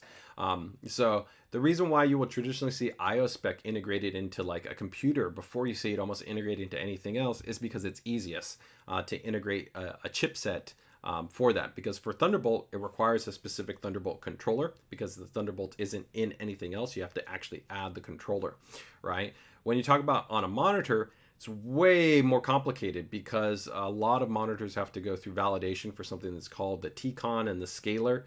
And then if you have like a module, take for instance, like on the G-Sync module, some people when they said, oh, I want HDMI, well, if the module, the FPGA module that NVIDIA has doesn't support that, you can't put that spec in there, right? You'd have to literally have an entirely brand new G-Sync module, take for instance, right? So there's so many other pieces to add. And then there's also the question on whether or not it would merit adding the cost. So you could add a spec to something, but if literally 1 out of every 100 users is going to use that spec, should you be adding that in there? That could significantly add cost and even development time. Literally adding in something like that, which then has to pass through more validation, has to go through compliance testing, through interoperability testing. You could add like another 6 months potentially into a product development pipeline. And does that really provide value, right? So there's a lot of complexity.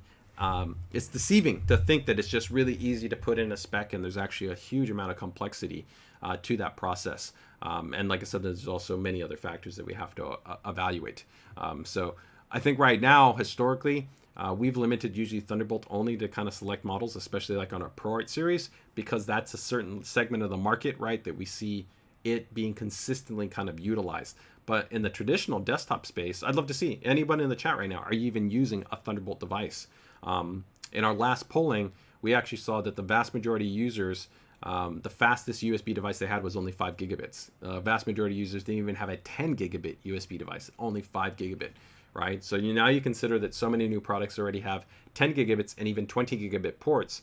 Putting Thunderbolt 4, USB 4, even Thunderbolt 5, there's very minimal value because sure, you could argue future proofing, but again, are you using a spec that, if we talk from a value proposition, even if users right now upgraded to a new device, the cost device increase is quite substantial. So going from like a 5 gigabit to a 10 gigabit device to a 20 gigabyte device to then a 40 gigabit device, it goes up quite a bit. And I would even argue probably in 3 to 5 years that the vast majority of users might barely maybe be at devices that are consistently maybe using 20 gigabits, which keep in mind, if right now in our last poll, which was over, I think nearly almost like 70,000 users, something like that, if they're using 5 gigabits, it would be pretty impressive to see them shift over to going to 20 gigabits, which would be 4 times faster. And that's still half the speed of 40 gigabits, right? So, yeah, just some kind of things to keep in mind there. All right. So with that, let's go ahead and get ready, I guess, to go into the ProArt based display.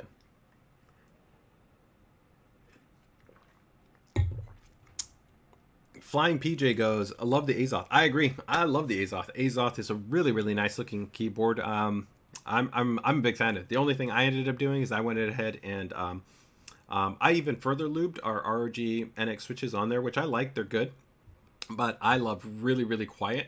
So I'm one of the persons, especially when I'm working really, really late, I don't want to make any noise on my keyboard. I like it to just be really, because I want to hear myself think, right?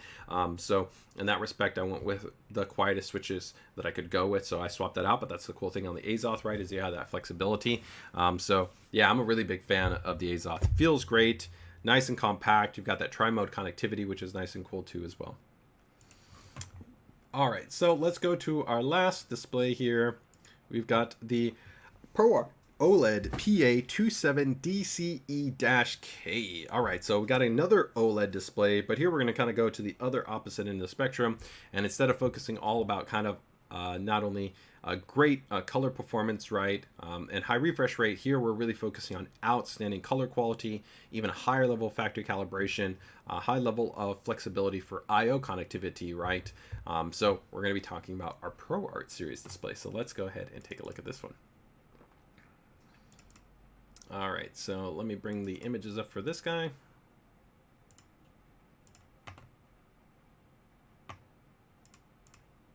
So this one will be coming, as you see, at $19.99, right? So essentially at $2,000 for the display. And one of the key differentiators here is going to be that that dash K means that this has an integrated iWrite calibration meter, right? So that comes included with the unit. So I'd love to know in the chat, do you calibrate your monitor? When was the last time that you actually did even calibrate your monitor? We know for the vast majority of gamers, they've never calibrated their monitor. They don't even kind of really understand color calibration.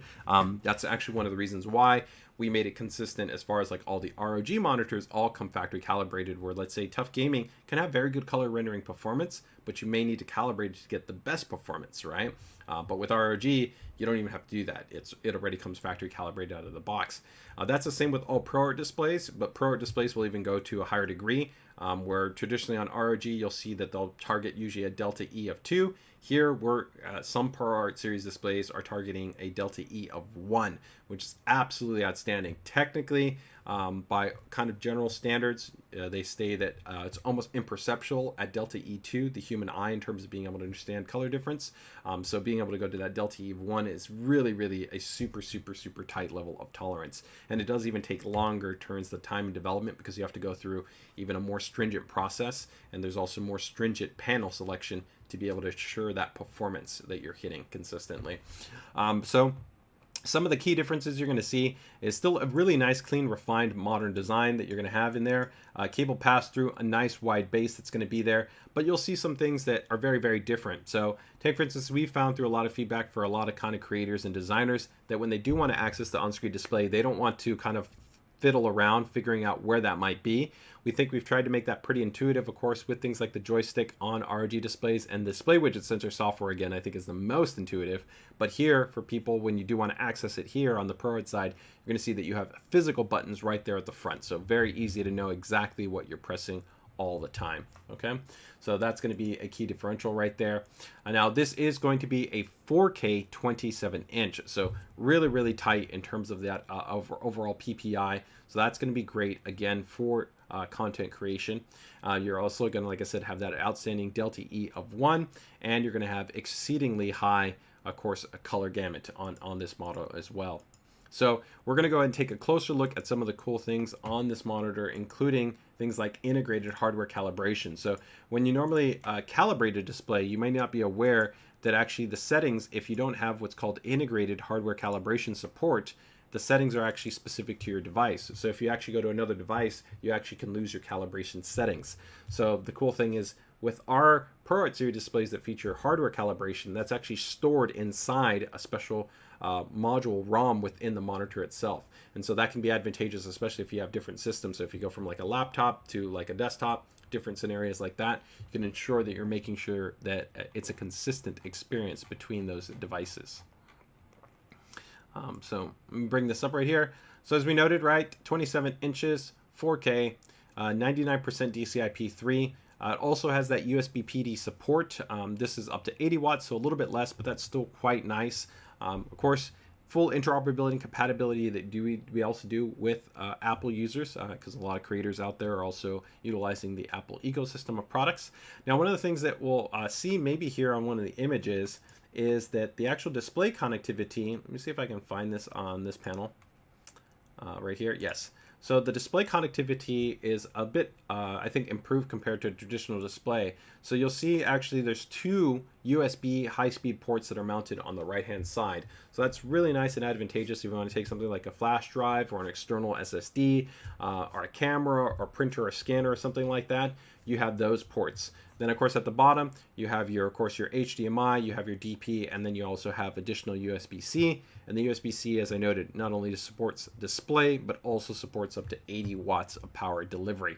So a lot of flexibility in that regard, okay? And that's going to be kind of, again, a key differential between, between a standard monitor and then like a ProArt series display, right? The integrated, of course, X-Rite 1 display, right, for, of course, your calibration. Full certification in terms of Kalman Ready and Light Illusion, right? So that's going to be, of course, calibration software. If you're not familiar with it, you don't have to worry about it, right?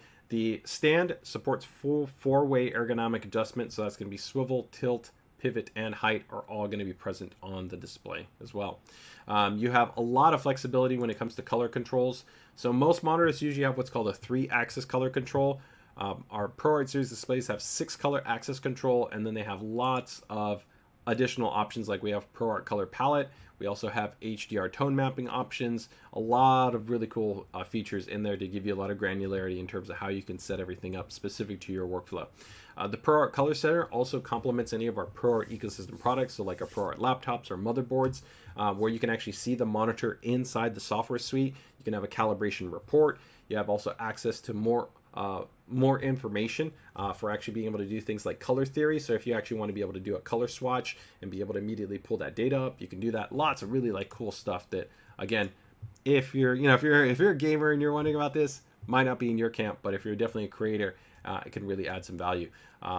Again, the cool thing is that even though this is only a 60 hertz display, because of that low pixel response, you could still have an outstanding gaming experience. So if maybe you're somebody that's doing some video, you're doing some photo work, right, some desktop productivity, and then all of a sudden you happen to switch over into a game, you can still have a quite nice experience on the display. To be able to improve the kind of the desktop productivity perspective, you also have that uniform brightness setting that we talked about here, right? So that's helping to mitigate the ABL, or the automatic brightness limiter. Now again, this OLED display, we have a couple of different ProArt displays. We have a Japan-based OLED display, which actually is a true OLED panel, which means it's not a WOLED panel, so there's no white subpixel. This is going to be different than that, of course, OLED panel. It's also different than a QD OLED panel, right? And again, I would say that if you really focus on text sharpness, then a traditional LCD would still be advantageous. So that is just something to be aware of. Okay. And like we do on many of our products, especially with our ProArt series, we are continuing to maintain a partnership with Adobe where you can have 3 months of Adobe Creative Cloud. That's pretty nice because when you talk about the actual cost, it can get pretty expensive. And even if you're already an Adobe Cloud subscriber, you can still get this and tack this on there. So it is a genuine value proposition. So if you're somebody that's using Lightroom, if you're using Premiere, if you're using After Effects, right? If you're doing any one of those applications, again, you can get that free 3 months of Adobe Creative Cloud included with your purchase of many ASUS products, including the majority of ASUS ProArt based products. All right. Let me go ahead and quickly see if we had any quick questions that might have came up right there. Payne goes, I just ordered the ASUS 1440p 360Hz. That's absolutely one of my favorite monitors. That's really actually my core kind of daily driver, and especially now with the update with the ULMB2. I love it, man. I think you're absolutely going to love that monitor. It's bright, it's super fast, it's super clear. That ULMB2 feature is outstanding.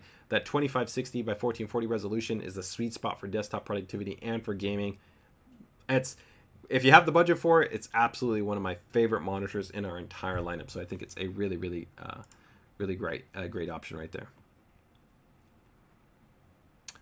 So Michael notes he's never calibrated his display, which, like I said, that's pretty true for a lot of people out there. Most people have never generally calibrated the display, but that's a great thing. Hey, if you buy an ROG Swift display or if you buy a ProArt display, you don't have to worry about calibration.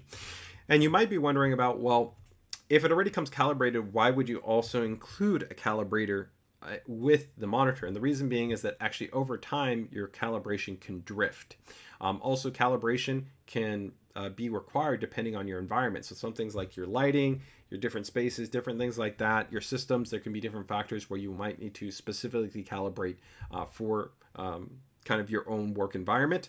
And then, like I said, because also drift occurs. So generally the recommendation usually is like if you're super critical, maybe as much as every 3 months, but I would recommend, and for me personally, like I calibrate my monitor at least twice a year. So every 6 months I calibrate it to make sure that it's hitting the color targets that I want. Just because I'm very color critical, I want to make sure that I'm getting that really that best experience possible. Payne goes, yeah, that ULMB2 was a nice surprise. I didn't even know it was updated with it. Yeah, it's fantastic, right? Because it did not launch with that monitor. It came in as a supplemental feature update, but it's absolutely amazing when you get to enable it and you get to actually experience that. It's absolutely just like, it's crazy just how much clearer it can make the image when you go in and you enable the ULMB2. It's pretty sweet. So man, thanks for being Team ROG and Team Swift, man. Best of luck with the display. All right, so that takes care of our 3 monitors, guys. So 3 awesome displays that we've got: the ROG Swift 540 Hertz, then the ROG Swift PG49WCD, so that's super ultra wide, and now the PA, of course, ProArt OLED display, so a beautiful 27-inch 4K based monitor. So a lot of different options, and beyond that, we've got other options to get you care of, regardless of wherever your budget is. And for those of you checking out the stream or maybe looking for recommendations, make sure to keep it tuned. Probably before the end of the year, we're going to have some posted content in the PCDIY group, and then probably a dedicated stream on picking the best monitors for different budgets. So I'm probably going to define, I think I'll have like a below kind of $200, then I think probably below like $400 to $450, then below like $600, and then $1,000. So 4 different brackets. I think I'll break down to kind of give some guidance for different people that are maybe looking for monitor recommendations at different price points of what might be some really great options that ASUS has, especially because in this last year alone, we've released, I don't know, maybe upwards of like 30 monitors. So updates to our product line. Our product line is absolutely massive with displays, and sometimes it can be really confusing for people as far as like knowing the difference is, do they go with this display? Should they go with this display? What should they keep in mind, if they're going to go with this as opposed to this and things along those lines, right?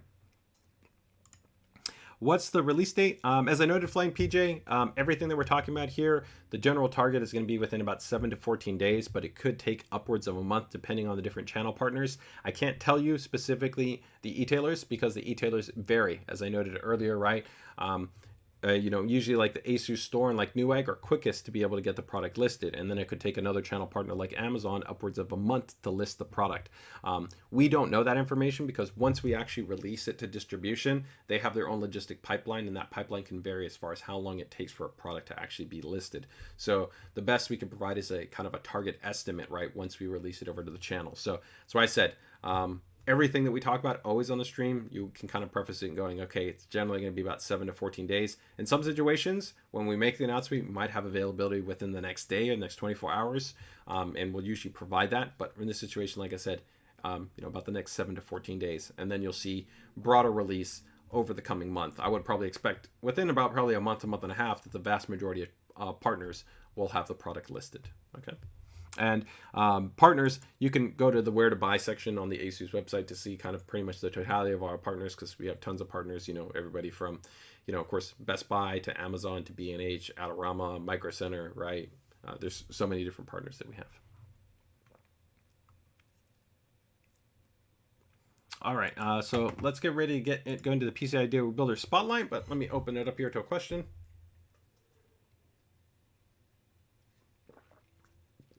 Are all ASUS AI Mesh products compatible? It doesn't matter if you combine Zen Wi-Fi 6E with a ROG Wi-Fi router 6E. Yeah, so pretty much anything, if it says ASUS AI Mesh, it's compatible. So that pretty much accounts for all of our mesh product and then any standalone ASUS router product. Now, usually people wouldn't mix those, but yes, you can entirely mix them. It's still actually the same app.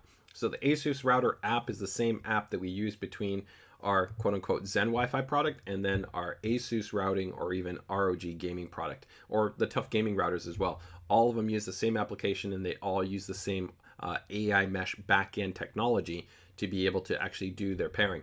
The only thing that you want to keep in mind, though, that potentially when you do kind of like a paired model, is you can actually do all types of permutations. You can actually go from tri-band and combine that with a dual band, and that can work. You can do quad band and combine it with a tri-band, and that can also work. But there are certain rationale, or there's certain reasons to sometimes make sure that you try to pair certain types of models to other models. So an example is if you have like a tri-band based router and you don't get another tri-band based router, even if you get a very good dual band ASUS based router, there can be a disadvantage. One of the advantages of going with a tri-band router is that when you create a mesh node, right? So you have one router here and then you have another router here, and you have 3 bands, you're using something called a wireless backhaul. So that's actually a connection. You're using one of those bands. So one of those 3, right, is making the connection between those 2 nodes. So if you have a tri-band router, you go from 3 nodes to 2 nodes. But that's great because you still get 2 bands. You still have that 2.4 and that 5 gigahertz band available to you, right? If you go with a dual band, which is what the vast majority of mesh network is, you actually technically only have 1 band because you lose one of the bands because one of the other bands is now connecting those 2 nodes. Now, ASUS is really flexible. We've been really one of the leaders in this respect, where we also have flexible what's called wired backhaul. So you could also do a wired backhaul and connect the 2 routers, and then that would actually keep all your wireless bands exposed. So that's my main feedback that I would tell you, is that when you make the pairing, ideally you want to try to make sure that the number of bands, you try to keep that be the same. So tri-band to tri-band, dual band to dual band. That being noted, you can have it work and still have a very good experience even if you don't do that. And there are some reasons why some people, for cost, or they don't necessarily need that 3rd band. There's other reasons why they might be entirely fine as far as having that type of configuration. Okay.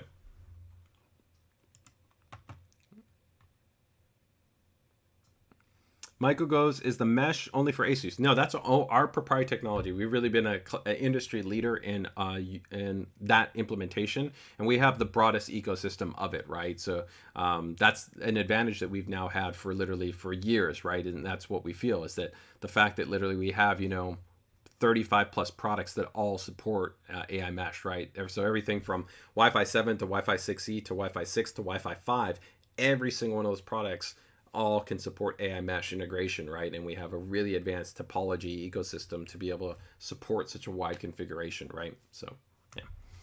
All right. Okay. All right, guys. So let's get ready to go into the PCDIY Builder Spotlight. If anybody has any other questions on anything else, feel free to go ahead and drop them in the chat, and I'll do my best to go ahead and get to them when I can, guys. So with that, let's go ahead and get into the Builder Spotlight. If you guys are new, joining us to the stream for the first time, thank you. Thank you for joining the stream. What's the PCDIY Builder Spotlight all about? Well, it's where we get to feature your guys' builds from the community, whether it's mini ITX to ATX, whether it's air-cooled to water-cooled, it doesn't matter. We love showing them, all of them in here. So if you've got a build, all you got to do is be part of our PCDIY group, throw it in the submissions form, and go ahead and see if you get then featured in the ASUS PCDIY Builder Spotlight. So pretty cool. And stay tuned in the not too distant future for a really cool announcement when it comes to the PCDIY Builder Spotlight that we'll be hopefully putting into play for 2024. So some cool stuff. All right, let me go ahead and see first up who we're gonna have. All right, first up, we've got one of the best builders and modders in the game. Absolute for me, you know, if you know, you had to create like your top 10, it's gonna unquestionably be in this top 10. Really, I think an amazing builder and modder. And I think the big thing, and we have gone ahead and featured him here on the stream previously, is going to be, I would say, theme. It's so much about theme. So this is going to be, oh, let me let me spell that correctly. Sorry about that. There we go. So this is going to be Deep Space from AK Mod. So many of you, if you're into the PCDIY community, you've probably seen AK Mod's work at some point in time. The attention to detail is absolutely stunning, and it's so diverse as far as so many different types of themes, so many different ways that he's presented it. This one's probably, I'd say, one of the more conservative ones, not as crazy as some of the other stuff that he's done in the past, but still it has a cohesiveness and just a fit and finish that definitely sings through in terms of the build. So let's go ahead and take a look and see what AK Mod has brought to the table with Deep Space. All right. HO Computers already giving some love, saying AK Mod always kills it. Yes, kills it in the best way, right? Let's clarify that. All right. Excuse me. All right, so let's take a look right here. So right off the bat, we can already see that this is really kind of course, a mod, and there's a little bit more kind of construction, right, and fabrication that's going along here, right? Some of the absolute best builds that we see, they might just be builds and they're taking everything, but there's not any necessarily fabrication or kind of customization, right? AK Mod, usually there's probably some element of fabrication or customization where you're going to see something that is just not off the shelf, right? They're bringing something in to be able to hit a certain visual, and that's readily present here. So you can see here, compared to some other stuff that he has it looks super polished, and it literally looks like you could probably buy it. Here, it looks really well executed, but of course, inherently, it's part of the theme that here, I want you to maybe feel that this has kind of been used. It's gritty. It's kind of in that space station environment, right? That it's been there for a long time. It's been banged up. It's been utilized, right? So it's kind of already giving you those little vibes. And that's why I talk about with AK Mod's work, the first thing you think about is usually theme, right? It's like, what is the theme that is attempting to be imparted right here, right? So beautiful stuff right here. And even, you might think it's kind of easy to do kind of patinaing and scuffing like this, but there's an art to kind of knowing when to pull back and how much to do it and kind of try to make it work. And sometimes it's the luck of the draw in terms of just kind of getting it that right balance. But I really love the way this came off. You then add to that these beautiful kind of just amber tones that you have here with these orange tones. I love how just this complements of course, the silver and the black that we have going in here, and then the high contrast that you have, of course, with the tubings and the fittings. I think that all works together, and there is something definitely evocative here of this amber type of orange that gives me some space vibes, although in the depths of space you can really see so many kind of crazy colors, right? So nothing's out of play right there, right? But when we look at it at the front right there, I just love looking at that. That looks so cool, and it does have kind of that old kind of retro vibe. You know, for anybody that played Homeworld, like the first time I saw this, I was like, oh man, that could have been like something like a little space piece that's in kind of like Homeworld or something like that, right? It's definitely got some sensibility like to that attached there, but I think it looks fantastic. Some really cool, just kind of subtle stuff. I just love the way that looks. Looks so cool. So we then look at the back right here again. Spending all this effort, normally you would never even look at the back. You wouldn't see you wouldn't see it. So all this effort to come up with this whole like back panel right? That has, you know, all these little kind of subtle touches, that has all this kind of scuffing and the patina work, right? All these little subtle things, like it's got a hatch that you could actually pull out and you could vent and you could access. That is so cool in terms of kind of how all that has been laid out. And, you know, he put in the effort, right? Even though, again, you're not going to generally see this, is the effort's been put in there. And as of course we see the systems right here, you can see of course some really nice hardware, of course with Tough Gaming. So Tough Gaming is definitely going to be the core hardware from ASUS present here with the motherboard and the graphics card. No customization on that side. It's really all on the external side of the chassis. And then I think just some really beautiful runs. I like, as we also take a look here, in terms of the runs you'll see I think have been really nicely spaced to give some nice breathing and some depth and contrast to the build. This is also really nicely done, again, just kind of keeping things cohesive and consistent throughout the theme, that you go through all that effort to do all of this work to add that sense of continuity across there, right?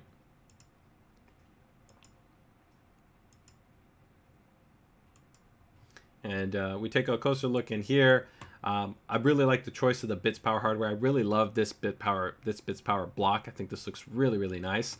This memory is new to me. I wonder who makes this memory. I really love the look of this memory. This might be maybe one of my brand new favorite memory kits. So I really love kind of this soft, curved, rounded, because so much of the memory on the market usually has like an angular look to it, but this has actually a curved geometry, which is really nice. It's quite interesting. I really like that.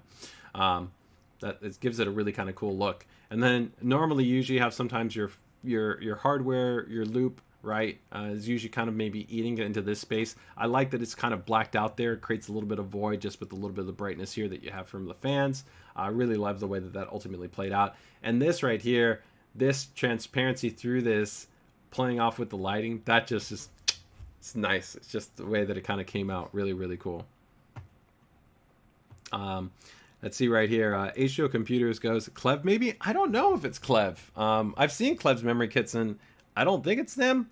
Yeah, if anybody knows, maybe I will see in his submission form. I'll see if he notes it right there. But overall, I mean, it's fantastic. Again, you know, I think H2O Computers, you noted it right here, and JC also another great builder. And somebody that's done a lot of customization work too. He goes, excellent fabrication skills as usual from AK Mod, right? Really, he brings it. Oh, so JC goes, it is Cleb. Well, man, I need I need to reach out to them. I really love the way that those kits look. Those look really, really nice. Very, very cool. So overall, fantastic build. Again, I think this one, like I said, definitely not to the extent of some of the other stuff that he's done, but still a beautiful level of fit and finish and execution. I love the color theory. I love the kind of the stressed aesthetic that he's gone ahead and executed on right here. And then overall, just a nice, clean, simple build. Just it's a really cool, nice piece to look at. So definitely a thumbs up. Let me go ahead and bring up his submission form so we can take a look at some of the other core details here. And bring up a couple of the core images right here so we can kind of get a sense of it here. And yeah, I think there we go with that, and here we go. Okay.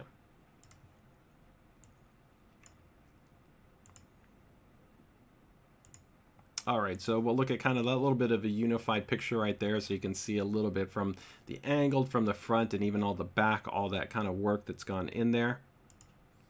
So again, this is from AK Mod. If you guys are not, of course, following AK Mod, follow him on the socials. Google it. It's worth always being inspired to be able to see amazing stuff. And he is somebody that does post in our PCDIY group. So if you're, of course, a part of the group, you'll see when he also posts stuff there. Does the build have a theme?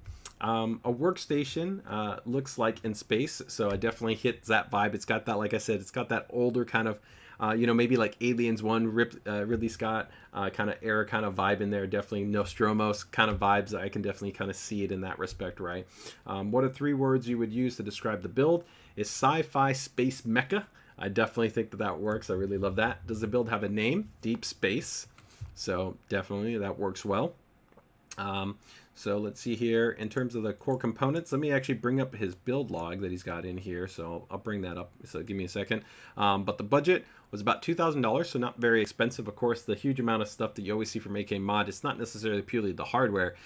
It's all that time, effort, expertise, and the fabrication that he does that I think would be really a big part of course, the cost of a system, right? Just like when you see stuff from like somebody like from JC that we also have here, or SNEF, right? Or also even H2O Computers and some of the recent pieces he's done, the amount of work, the labor that goes into it, that I think is a big part that you have to account for. What aspect of the build are you most proud of? The time it took to do the slight weathering effect. So yeah, that's something that we talked about, is that weathering, that kind of distressed effect, which came out really, really nicely. Is there anything that they would change about the build? Since the production time was only 4 days, wow, 4 days, guys, 4 days, I'm very satisfied with the finished product. So that's surprising to me. Of course, if you take a look at some of his other work, it takes a significantly longer amount of time. Again, impressive, but a master builder and modder like himself, impressive that he was able to pull that off in 4 days. That's pretty crazy. How long did it take to build the system? 4 days. What did you use the system for? System was used for the Hong Kong Electronics Fair. So it was a little showcase piece for the Hong Kong Electronics Fair. And what is one of his favorite aspects in terms of the ASUS hardware is that he really likes the design aesthetic. So what the team is doing in terms of kind of just the look and feel of the product, which I would definitely agree on. I'm biased, of course, I work for ASUS, but I do think that we have the best ID designers in the industry when it comes to our component hardware. They are really a world-class team that does an amazing job when it comes to the ID design. So to also see that type of feedback from a builder like himself, hats off, and thank you so much. That's really, really nice. Let me go ahead and see if I can bring up his link here to his Deep Space build here. Give me 1 second.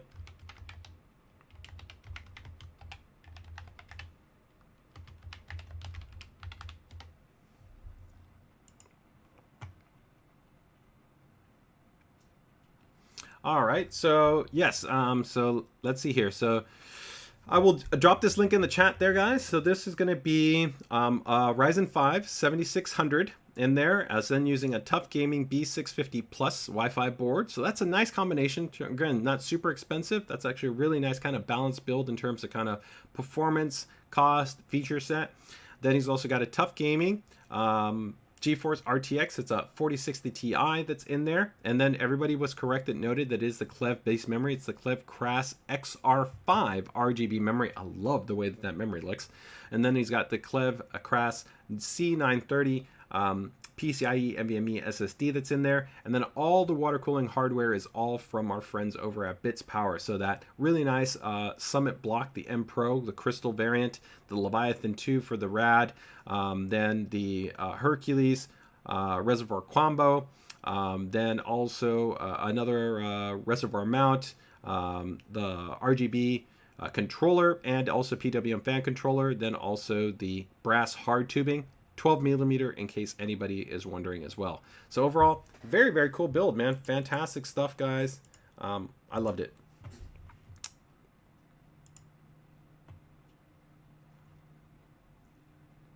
Hey, John, I'm not sure what your issue is. Everything's running good on my side, and also from feedback from our system integrators and from our control test group. So if you have any issues, feel free to go ahead and report them over to our service support team. You can also go ahead and check out our dedicated software community that we have under the ROG forums. So it's actually monitored by a dev team. If I don't know for which software that you're actually asking about, if you're having an experienced issue, but you can go ahead and check on that. Okay.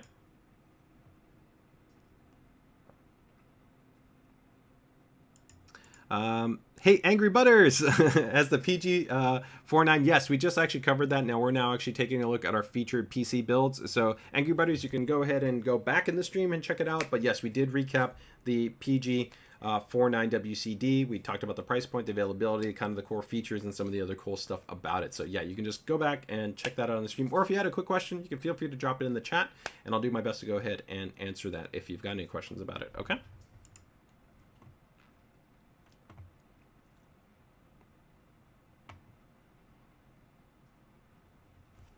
Okay, all right. So let's go ahead and go to our next build. Give me 1 second here.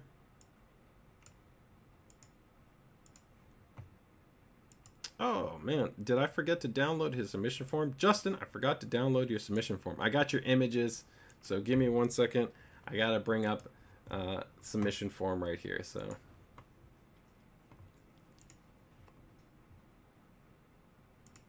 and I'm gonna drop the submission form for you guys, for anybody that wants to submit the build. All right, so let me go ahead and just head over here. Give me 1 second, and we'll change this up here.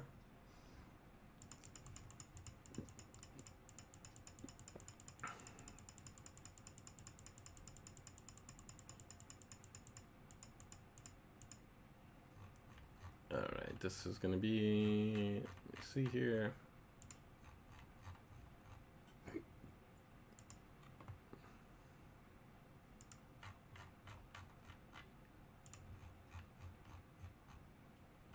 Okay, here we go. All right. I like the name, Justin. That's a good one. Okay, so this is...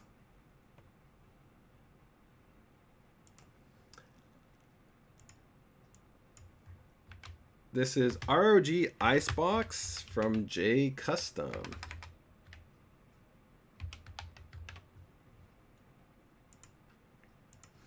All right, let's go ahead and take a look at this guy. And I got the submission form here, so we're good to go on that side.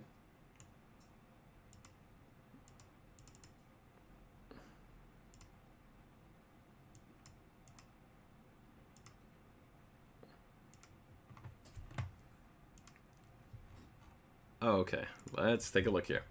All right, so right off the bat, we see some interesting stuff. So this is giving us a little bit of just kind of a picture within a picture. So we can see ROG, we can see TT, so that's got to be from our friends over at Thermaltake.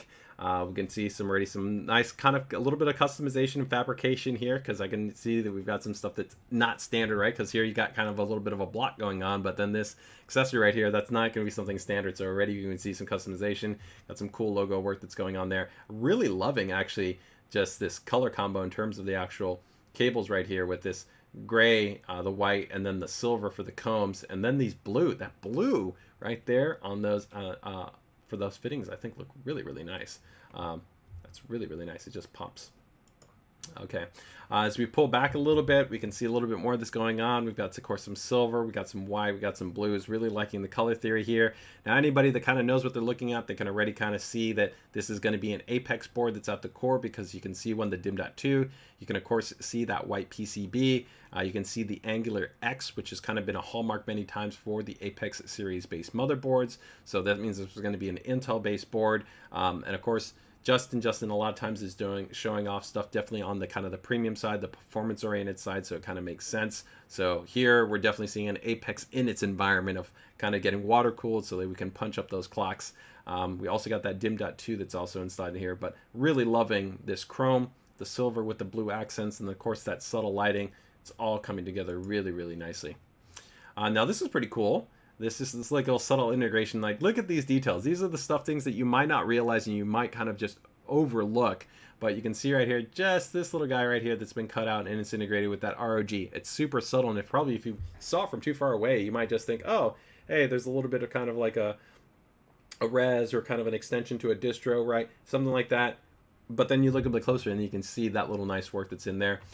This is pretty cool, like just a little bit of a subtle kind of display that's been integrated over the rear section here. That's pretty sweet.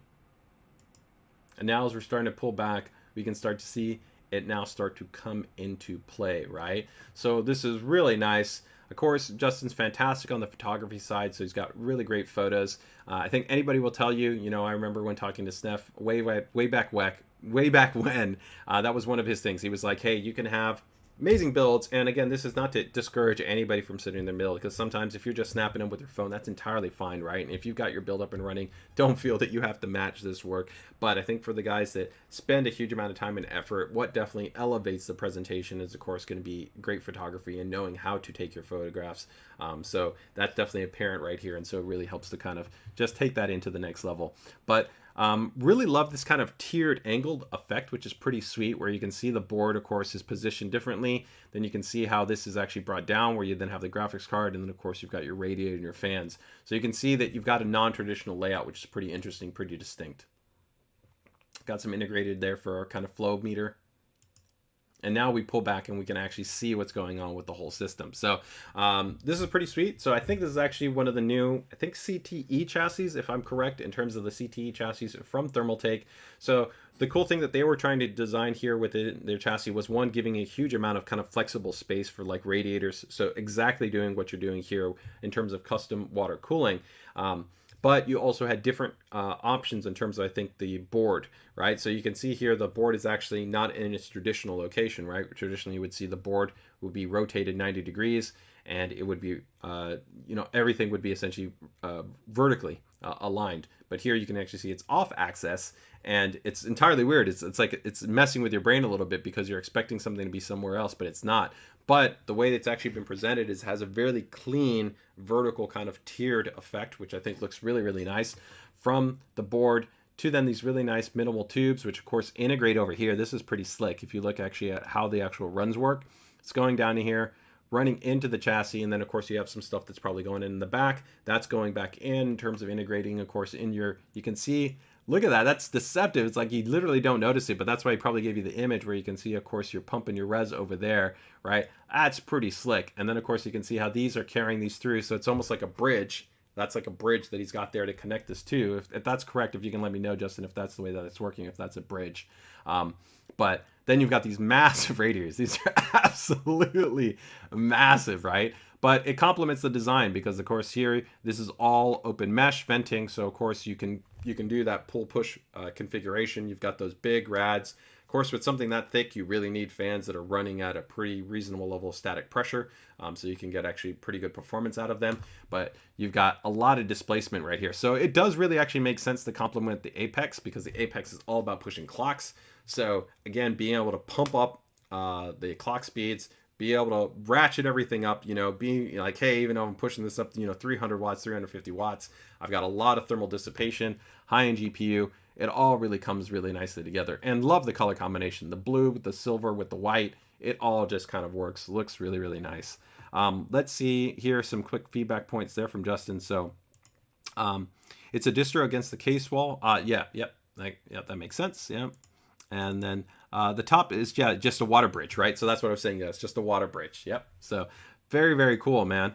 I really just love the way that this all came together. So, and then here, that's the other really cool thing. You can see that here he's showing it to you from, of course, the side profile, but in the front, it's almost like it looks really, really nice, but it's almost like there's the kind of like the sleeper bit of the presentation, and then the party's on the side, right? So it's like, you got to get past the velvet rope, right? So you got to go past the velvet rope to see the show. Because here, this looks good, but definitely that's where the show is at, right?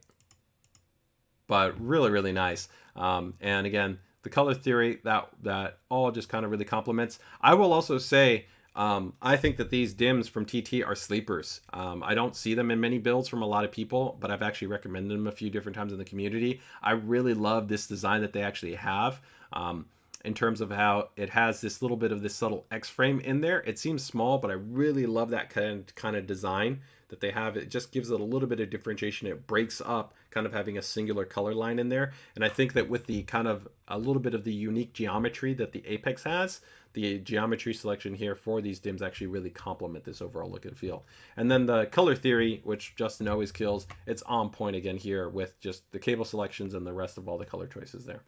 So, man, you killed it again. Another just stunning build, fit and finish, awesome photographs, color theory, and the layout choices, and the subtle details that I think you always kind of try to weave into the conversation are done really, really well. So a fantastic build through and through. Overall, really, really nice. I'm going to go ahead and see some commentary there from the community. Let's see what we've got before we get ready to take a look at the submission form. So we got... Let's see, looks really nice. Nice color combination, lots of custom details. I love it. I would agree. A-Show Computers notes, it really is huge though, right? Your top waterway is perfect. Yeah, So ASUS Computers wanted to pick some brain, and that's a great thing. Justin's a great member of the community. ASUS Computers, another builder. Yeah, and so he does know it's a CTE 750, right? It is a really big chassis. So let's go ahead and take a look here at his submission form, and I almost just want to kind of leave that shot there, but I want to kind of get in some alternate shots, I think, for our presentation. So give me 1 second here. I feel like you want to see a little bit of that extra work. So maybe a little bit. I think that's a good selection there. All right. So let's go ahead and take a look here. So this is going to be, again, from J Custom, from Justin Chu. You guys can go ahead and make sure to check him out on Facebook. And of course, also part of our PCDIY group, he does post there. This was a sponsored based build. Does the build have a theme? Yes, just chilly. I like that, just chilly. 3 words that you would use to describe the build: nice and quiet. I would definitely agree. Nice and quiet definitely hits the theme. And that's really one of the cool things about water cooling. Also going with such large rads, right? With such large displacement, you can probably nominally keep, and I don't know, Justin, if you can let me know, do you have this actually on a fan curve or do you have it on a fixed fan profile? I know for me, I haven't done one recently, but probably the last really big build I did that was one of my older K-slab chassis from a while back ago. But what I did is I kept it all on a fixed fan profile, because when you're dealing with something that large, you've got already a large amount of displacement. You keep a focus level of airflow, and instead of having your fans ramp at all, you can target in something like 1200 RPM. You don't hear the fans at all. You keep enough kind of consistent airflow, and it's just one consistent smooth level of kind of noise there, right? Because even having a fan curve where you might be ramping between like 800 to like 1600 RPM, you might notice actually when the ramps are fanning up a little bit up and down, and depending on how many fans you have, also that can be a little bit more notable. And there's different ways to play around with it. Of course, with this type of setup too, you could also be mapping to different response values, where you could be mapping to your temperature inlet or your temperature outlet. You could be mapping to the GPU, right? There's a lot of different kind of configurations, but overall, of course, that's one of the cool things about having such a large amount of water cooling, is that you have that flexibility to keep things really cool and quiet, right? So I would go nice, cool, and quiet, right? Does the build have a name? Is ROG Icebox. It is using the ROG Z790 Apex. You can no longer get this board, but we do have the new version of it with the Apex Encore, although the Apex Encore is now black. But if you do want to go white, you can go white with the new Z790 formula, which also Justin has done an amazing build with our prior formula, so you can check that out too. The ASUS, water-cooled graphics card is utilizing the ASUS 4080 GeForce RTX 4080 from the Tough Gaming series. Then a 13900 KS is in there. He's then got the TT Tough RAM, 32 gigabytes, 6800 MT. Really nice choice in there. That's also probably some nice SK Hynix memory, so you could probably nominally get a little bit more out of that. I wouldn't be surprised if you could probably push those to probably like 72, 74, 7600. You could probably get some nice room out of there too, especially keeping the IMC and the CPU colder. It helps improve the margin, plus the Apex with the 2DIMM board too gives you some benefit. Also using a TT GF 1600 watts, so an absolutely beastly, super big power supply. And then a mixed PCIe NVMe storage, but a total of about 8 terabytes of that storage. Budget of the build, there was no budget. It was a sponsored based build. Of course, he had his time and effort in the fabrication work that he had to put in there too.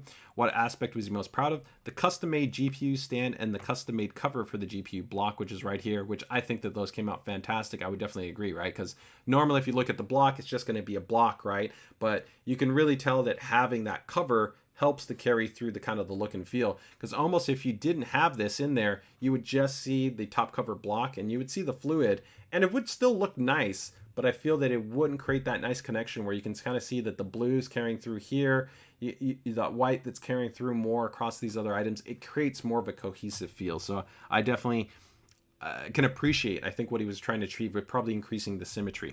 Is there anything that would change about the build? I made a symmetrical mismatch with the sleeving. Hard to notice, but it bothers me. Well, Justin, I think we can definitely see that you have an attention to detail, so I can understand that, right? And any builder always usually knows that they got something in that build that kind of scratches back at them, and sometimes it goes like, it works, but it bothers me, right? How long did it take you to build your system? It took him about a week on and off to be able to complete it. What is the system used for? It's just general use. And his favorite ASUS function or feature, he loves the UEFI firmware, or what some people still like to call the BIOS. And I would agree. I think we have a best-in-class BIOS, and I'm excited actually about our next generation BIOS that we've been working on. So, you know, you'll find out more when you find out more. All right, let's go ahead and see here if there's any feedback from Justin, if you might have noted that there, right? Introvert alert. Hey JJ, how did you decide to do your first water cooling build, and did you teach yourself how to do it? Yeah, so I mean, I've been building for a really long time, over 20 years. Of course, my first build was not water cooled build, but I think already by like year 3, I kind of got into it because I was performance oriented, right? And you know, I'd saved enough money from working, and I was like, oh man, you know, it's like I can overclock, I can get more performance, and I wanted to just kind of try it out. So yeah, I mean, it was a very different era back then. There wasn't, you know, you didn't even have YouTube videos you could reference, right? So it was like looking at articles, you know, magazines, right? You know, you still had internet, you had early forums that, you know, people could kind of be discussing. Back then too, you were actually taking like pumps and stuff from other kind of spaces. There wasn't necessarily as many kind of custom water cooling components. Now it's so much easier. Now you can really buy just really nice streamlined kits, you know, Bits Power, a TT, EK. So many companies now have, you know, really just a nice, easy kit. I'm still all about that soft tubing. I mean, this is a hardline build. I've done, I think maybe only a handful. I think I've done just a little bit over 5 or 6 hardline builds, right? My personal preference is soft tubing. I've done tons of soft tubing builds because I just find it easier. I still like the look of them, and I think that they can look fantastic. They're easier to manage and deal. The performance is effectively the same, right? So for me, I'm on kind of water cooling from the perspective, not so much about aesthetics, but more so about the cooling and the silence that it can bring your system, than the kind of the aesthetic element that I think a lot of the hardline movement has come over for the last couple of years. But yeah, I'm definitely a big fan, but also at the same time, a lot of people know that I love like tower heat sinks. I think there's value in all the different forms of cooling solution you have in there. So definitely, if your build is not liquid cooled, you shouldn't kind of be pressured, because in a lot of ways, proportionally the cost, unless you're just talking about a basic water cooling kit, I actually don't think it makes a lot of sense, because you can spend an absolutely huge amount. And I know builders like JC, ASUS computers can tell you, sometimes you can go on a really high-end build, and the cost that you have alone, just like in fittings and in tubing, can be really, really high, right? And then you get into blocks, and you know, you're talking a pretty big expense. When if you're just talking about having a stable, reliable, and quiet system, you can have a stable, reliable, very quiet system without ever going into custom water cooling, right? So Justin did answer the question. He goes, it's on a fan curve based on water temp. So that's what I was talking about earlier, guys, that you have temperature input mapping where you can have it respond to different points. So he's probably then using maybe the OPT temp sensor is what I would assume, right? The feature has been proved a lot over the years in the BIOS. I no longer lead Aqua computer controllers. The fans are set to 50% max at 30%. Yeah, so that makes sense. That's exactly kind of what he was saying. So for the most part, those fans are generally staying at a kind of a nominal, fairly fixed value, right? So that 50%, right? And then he has that aligned with the water temp, right? Because the water temp is the best indication of his overall the kind of the loop's performance, right? So that makes sense, right? Yeah, so the fans normally sit at 600 RPM. Highest they really go is about 1100 RPM. That means this system is effectively silent. With good fans, you're hard pressed to generally hear usually anything over 1200 RPM, and usually really anything under 1000 RPM, unless like the bearings are kind of weak or not that great, or there's kind of an inherent issue with the fan. It's pretty much inaudible. So that means this system has got to be super quiet, which is really, really nice. Hi, Ali. Welcome and thanks for joining us here on the stream. Okay.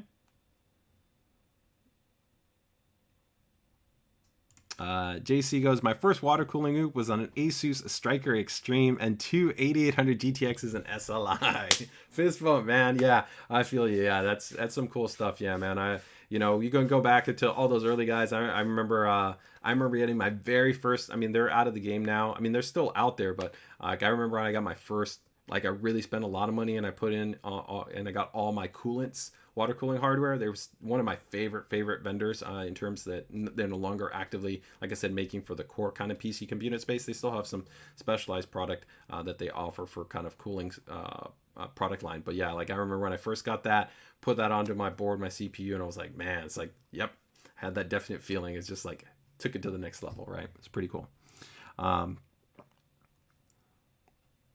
Yeah, so yeah, HO Computers goes is that things can get pretty expensive when you go into that custom cooling route. Yeah, and that's again why you can that's why there's a balancing act of when people say, hey, there's no necessary value. You're spending a lot on going with an AI. No, why not just go with custom water cooling? Well, one, there's the time, there's the effort, there's the complexity, there's the maintenance. Then there's even other kind of like little things. Like sometimes you can see really cool these builds, and you can have things like different types of coolants, and you can have settling issues, or you can have a kind of particle distribution issues, and then you got to worry about maybe cleaning your block after a certain period of time. So going with something that might be like a self-contained design, right, or just keeping the nice air-cooled solution, right, it's going to be long-term reliable. There's nothing you have to worry about, right? Just make sure there's nothing in your fans and you're good to go, right? So, to each his own, but that's the cool thing about PC DIY. All right. So overall, guys, I'm going to wrap it up this week with 2 builder spotlights. So not too many for this week, but definitely we are going to be jumping into more in next week's PC DIY stream. So unless anybody's got any last questions, we're going to be wrapping up the stream for this week. It's been fantastic as always to be able to give you guys a breakdown on some of the latest and greatest products. Anybody that joined us late that had any questions on those monitors, you can again go back into the stream and check that out, or join our PC DIY group. We'll have featured announcements, and of course you can also feel free to go ahead and tag me in the group. Jake has gone ahead and transitioned away. He's no longer in as an admin into our group, so it's back to JJ for a little while. So feel free, you can go ahead and tag me, guys, for the foreseeable future. Although I'm lucky enough to already have confirmed we've got a replacement coming in the not too distant future. That'll be coming in hopefully in early December, that will be helping to take over our community work. So you'll be seeing another face in the not too distant future. So as always, thank you guys for being part of the group. Thank you guys for checking out the stream. As always, make sure to stay safe, stay healthy, take care, take it easy. Have a great Friday night and have a great weekend. Take care, guys. But let me quickly see. Was there a quick question? Michael goes, on the ROG Ryo 360 AirGB White Edition, can you make those tubes longer? No. So the tubes are already kind of pre-affixed. I mean, they're pretty long. I would definitely say if you've got some feedback, make sure to go ahead and email me, pcdiy@asus.com. What's the exact scenario? There's always the balancing act that I think longer is generally better. I mean, at some point right now, I think we're generally at about 400 millimeters, right? Because the Ryogen 2 to the Ryogen 3, we already extended the tubing even longer.